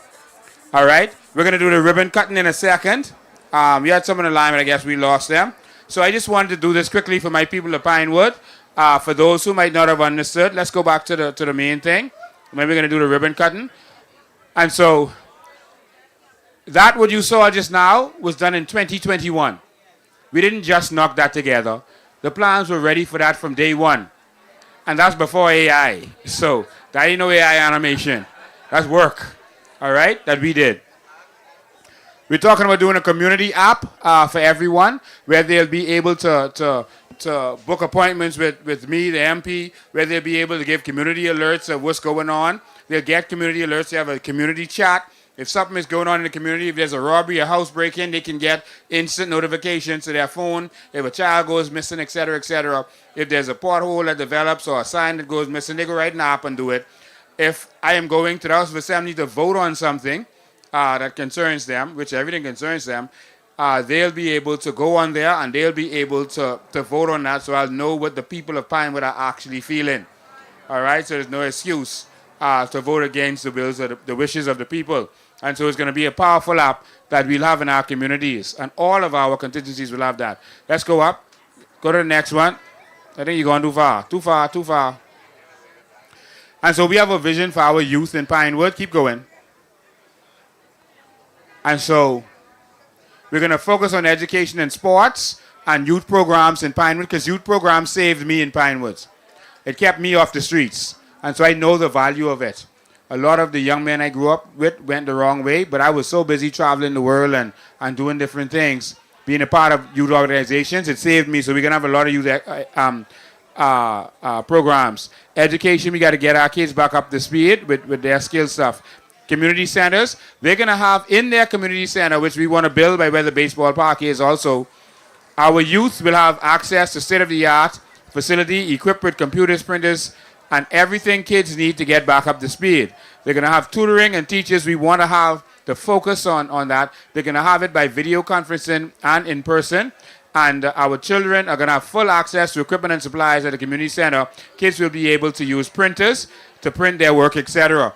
So whatever they need to be done, they'll have someone there at the community center that can help them, and they have access to paper, printer, whatever they need, right there at the community center to be able to help all of them with what they need. Keep going. Apprentice program. We're going to set up apprentice programs with professionals, similar to BTVI, but we're going to bring it to the community where persons can learn different skills, many different skills. That includes IT stuff that I'm a professional in, websites, it includes carpentry and all these other stuff. These are stuff that we want to do in our community in Pinewood. Go Skills Bank. You're going to be able to market your skills. We have developed an app where you'll be able to, if you're a plumber, carpenter, whatever, you can offer your services on there, and people from all over the country, not just in Pinewood, will be able to get your services by going on that app if they need something. A lot of people want a plumber, and they don't know where to get a plumber from. Well, we got plenty good plumbers in Pinewood, all right? We got plenty good carpenters, and we have young men who need a job, so you don't have to go and hire them other people. You might know how to find a young man. We could put them on an app if they vote for it, and you're going to be able to get them, and we could get some jobs to these people. This will be done. It's already built and is waiting, and this is something that we can put into place right away on day one. Let's go. We're going to have movie nights on our parks. Go up. Just something so we can fellowship. Drive-in movies we want to do on our park with a big screen. So probably once a month. Persons from Pinewood can be vendors, and they could sell their popcorn and that kind of stuff. And we have a movie there, and so people from Pinewood could actually have that. And we have a big movie night on the park where we have wholesome or entertaining movies that we can put on the screen, and people can watch it for free and have somewhere to go and other than what's going on, because there's nowhere to go in this country. But I used to love going to the drive-through theater. One was right here on Prince Charles, and another one was where BFM is. I used to love that, especially when my auntie used to sneak us in the back trunk. But you ain't got to sneak no one in the back trunk because this one free. All right? And we're going to have assistance for our elderly. So I want to say this to the people of Pinewood. A bunch of money spending in Pinewood now because the election coming. But one of the things they spent money on was one bus that you see park on the park in Pinewood. Can you imagine if they had actually used that bus to help the elderly, to help the disabled get around? But they ain't there for y'all, because they would have thought of that. That bus is there, park up, to use as advertisement, to move people from to their rallies. But they have a budget, and they have the bus, so all they had to do was pay someone, and it wouldn't have cost much. Maybe $24,000 a year if you pay them $2,000 a month, and you would have been able to move the elderly around, help them go to their appointments and go shopping, etc. But we want to do this for our people in Pinewood. So we just want you to. That's the last one I'll show you now. Go to the website. You can see everything you need to see. But I have a real plan for Pinewood that's going to benefit everyone. Don't think I have a plan for the country. No, I have a plan for Pinewood, where I grew up. So don't listen to Beyond the Headlines. They trying to promote who they want to promote. They saying some young fella say he having traction. No one feeling him in Pinewood because no one feeling his party. All right? We don't need that party back to destroy this country. We need someone who's going to stand up for Bahamians in Pinewood. Now, we got to do the ribbon cutting. You want to say something before we do the ribbon cutting? So she's going to say something quick, and then all of us are going to go together to do the ribbon cutting. Let's go. All right. Good evening, everyone. Good evening, and congratulations to this great constituency. Wanted to just encourage the Bahamian people. Pardon my voice, has been a little hoarse. We had a little block party in Golden Gates last night, and I think they had me in the streets dancing, Mr. B, and I ain't gonna lie, we couldn't help ourselves, but we had a good time, man. Look, we got to do that somewhere else again, but we are grateful. But I just want to encourage the Bahamian people. We saw a lot of money here, man. They're taking the money and they wasting the money.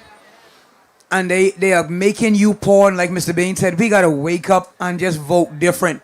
And please, if you absolutely have to, use the advance polls. But if not, get to every senior citizen. They're getting to the seniors in these communities. They're telling them we'll pick you up and we'll give you food if you come register and vote in the advance polls. So when we get those registers, you all know what to do. But get to every single person and tell them do not waste their vote in that advance polls. So God bless you tonight, Golden Gates. Look here. I don't play around. Everybody know me, I cool and I'm a fun-loving person. But we've had enough nonsense. If someone could sit up on the TV and say, oh, I clean up the yard, or I give couple scholarships, or I fix your roof, or we give couple of jobs. I mean, really? And then you got the nerve to look in people's face and call that progress? When people text me all the time asking for food to eat? You got to be joking. And some of you just like slackness. Someone throw you a party and have all kind of slackness around. You think that's being a good representative? They're destroying your life. Holiness is still the order of the day, man. So clean it up, Golden Gates, and let's look for something better. It's time to have a real representative. You will not need to beg again. You don't have to stand on a line for another piece of ham or a turkey or whatever they're trying to give you. We're doing foolishness, man. And all they doing in the PLP is just giving them these crazy party where they drinking and running their life right in the ground. But when they finish, you know you ain't gonna find them. So stop joking and vote for Charmaine Adley. Love you. Peace out.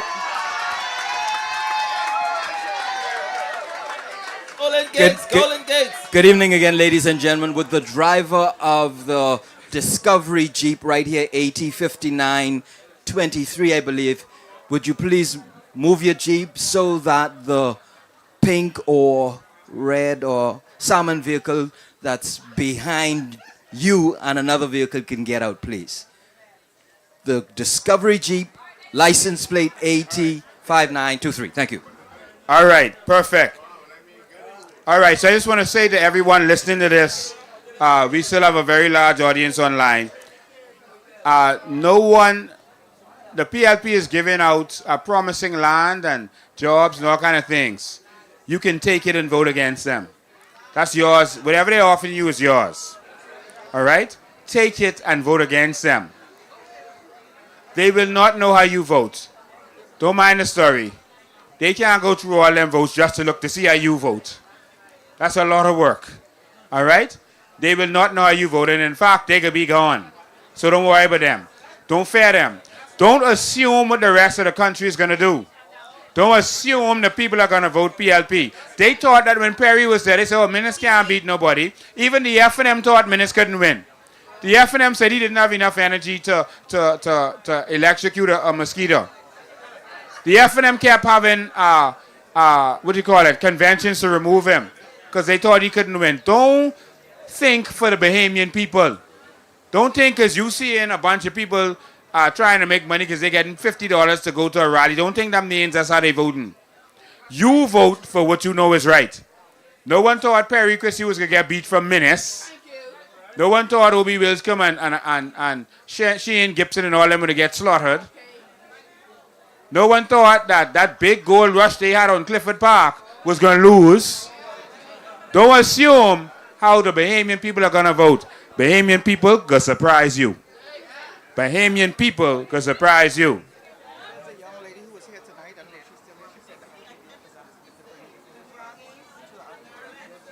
Yeah, so she's coming to tell me about the same thing that's on the screen for me to talk to you about. The RBDF is asking the Defense Force officers to bring in their card numbers, their voters' card numbers.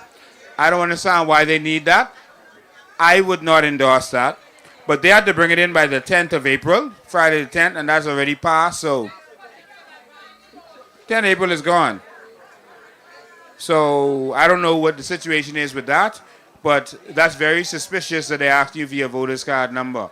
I was in the police force. I never had to give them no voter's card number to vote in advance poll, so I don't know what this is they're doing now. Rebel. All right, rebel. All right. Yeah, rebel. All right, so ladies and gentlemen, thank you all for being here. Thank you for being a part of this. This was a great night. We had a great time. We had a great time. Well, this is a beautiful headquarters. If you are in this area, come see your headquarters, Yamacraw. This is beautiful. And so, yeah, she did a very good job. I can't wait to go sit in them bench up there. And she even got Benny cake and stuff up there. But she ain't got no ice cream.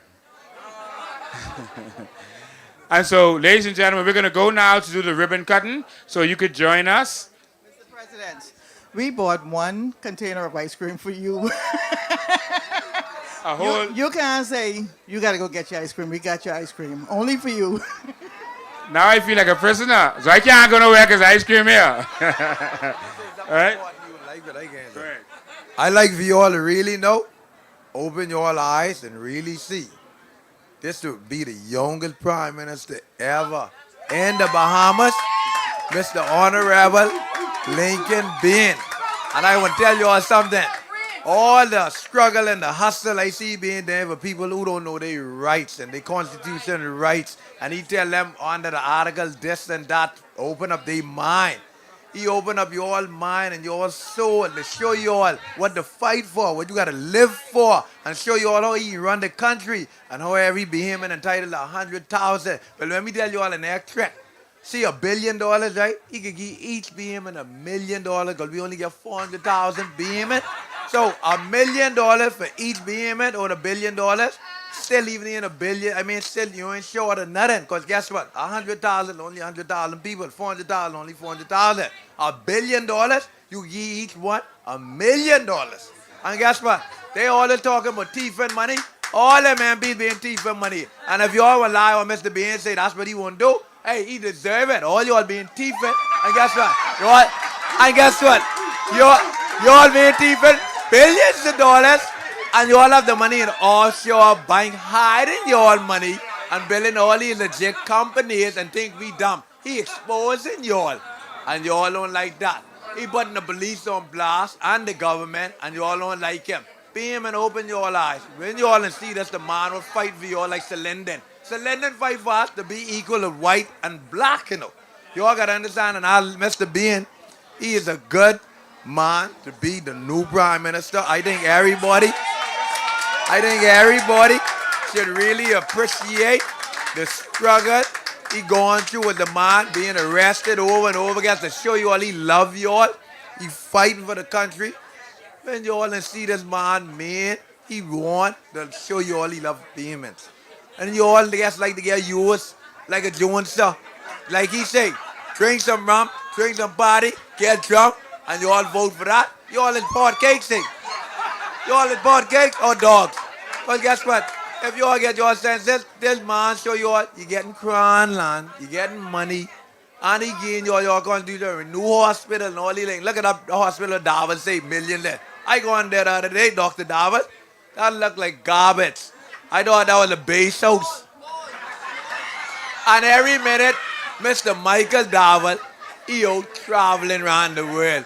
What he do for his community? Nothing. And all he doing is nothing. This man deserves a chance. I want you all really know, I never see no prime minister in my life do what he doing to show you all he love you all. Appreciate this man with all your heart. Open up your mind. Don't be dumb. Don't be deceived. This man showing you all he love you all. Look at the struggle. Look at his energy. Look at his time. Look what he doing. Don't worry about the slander people say about Mr. Bean, because he fight hard. He show you all he's real behemoth. And I appreciate him. I admire him. And anything he need me to do, if I can help him, to God, I will go all out. I want you all to do the same thing as behemoth. That's the last strike. That's the last strike. Do the last strike with Mr. Honorable Mr. Bean as the Prime Minister. And we love him. Okay? We love him. We love this man. We love him. He fight. He motivates you all. And he need every one of you all to vote the Honorable new Prime Minister. He deserve it. Like he said, they thought the F&M man wouldn't have win the other day. But he win, hey. But then he wasn't making no sense. This the man making sense. That's what we need. That's what we need in power. That's what we need to run the country.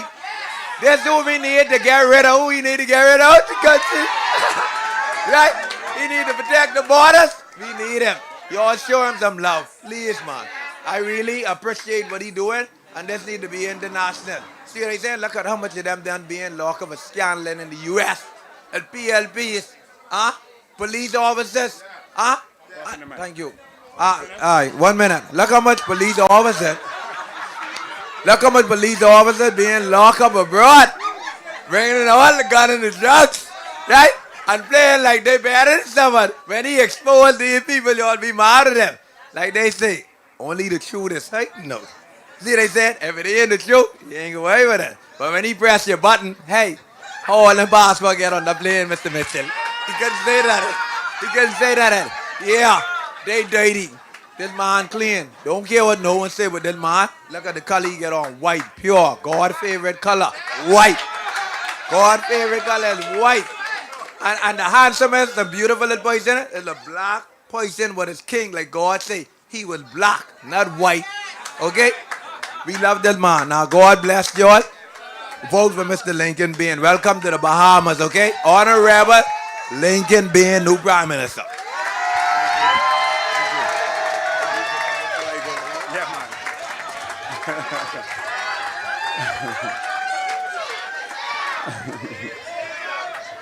All right, ladies and gentlemen, we're gonna go upstairs to do this ribbon cutting now.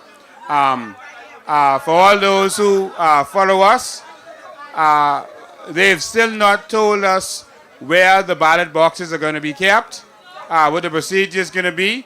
And so if you don't have to, now if you have to, you're traveling or you're elderly, have this disability, etc., you have to vote in advance poll, and you can. If not, vote at the general election. You know, the lines just be long in the morning, then it's be slow at other times. Go when it's slow if you don't want to take the long lines. But I think it's worth the long lines because there's long lines waiting to take over our country. And they're willing to stay on a boat for 2 days. So you should be able to stand in line for a couple hours. If your boss fire you too bad, we'll fire him when we get in. So don't worry about nothing. But if you can, vote in the general election so they don't take our votes out. If they want to add their votes in, then too bad. We got something waiting for them. And again, the international community watching them, we ain't playing with them. They don't know why they're being watched, but they can find out in a minute when they try any foolishness. We waiting. I can't say nothing, but stay tuned. You know, we always got something up our sleeve. All right? So thank you all for being here. Thank you all for tuning in. We're going to go ahead and cut this ribbon. Anyone who wants to find out about my bio, what I've done, just go to our website, and you'll be able to see my bio and see what I've done as compared to any other prime ministers. But God bless you. Thank you, Yamacraw. Thank you to the rest of you, and see you soon.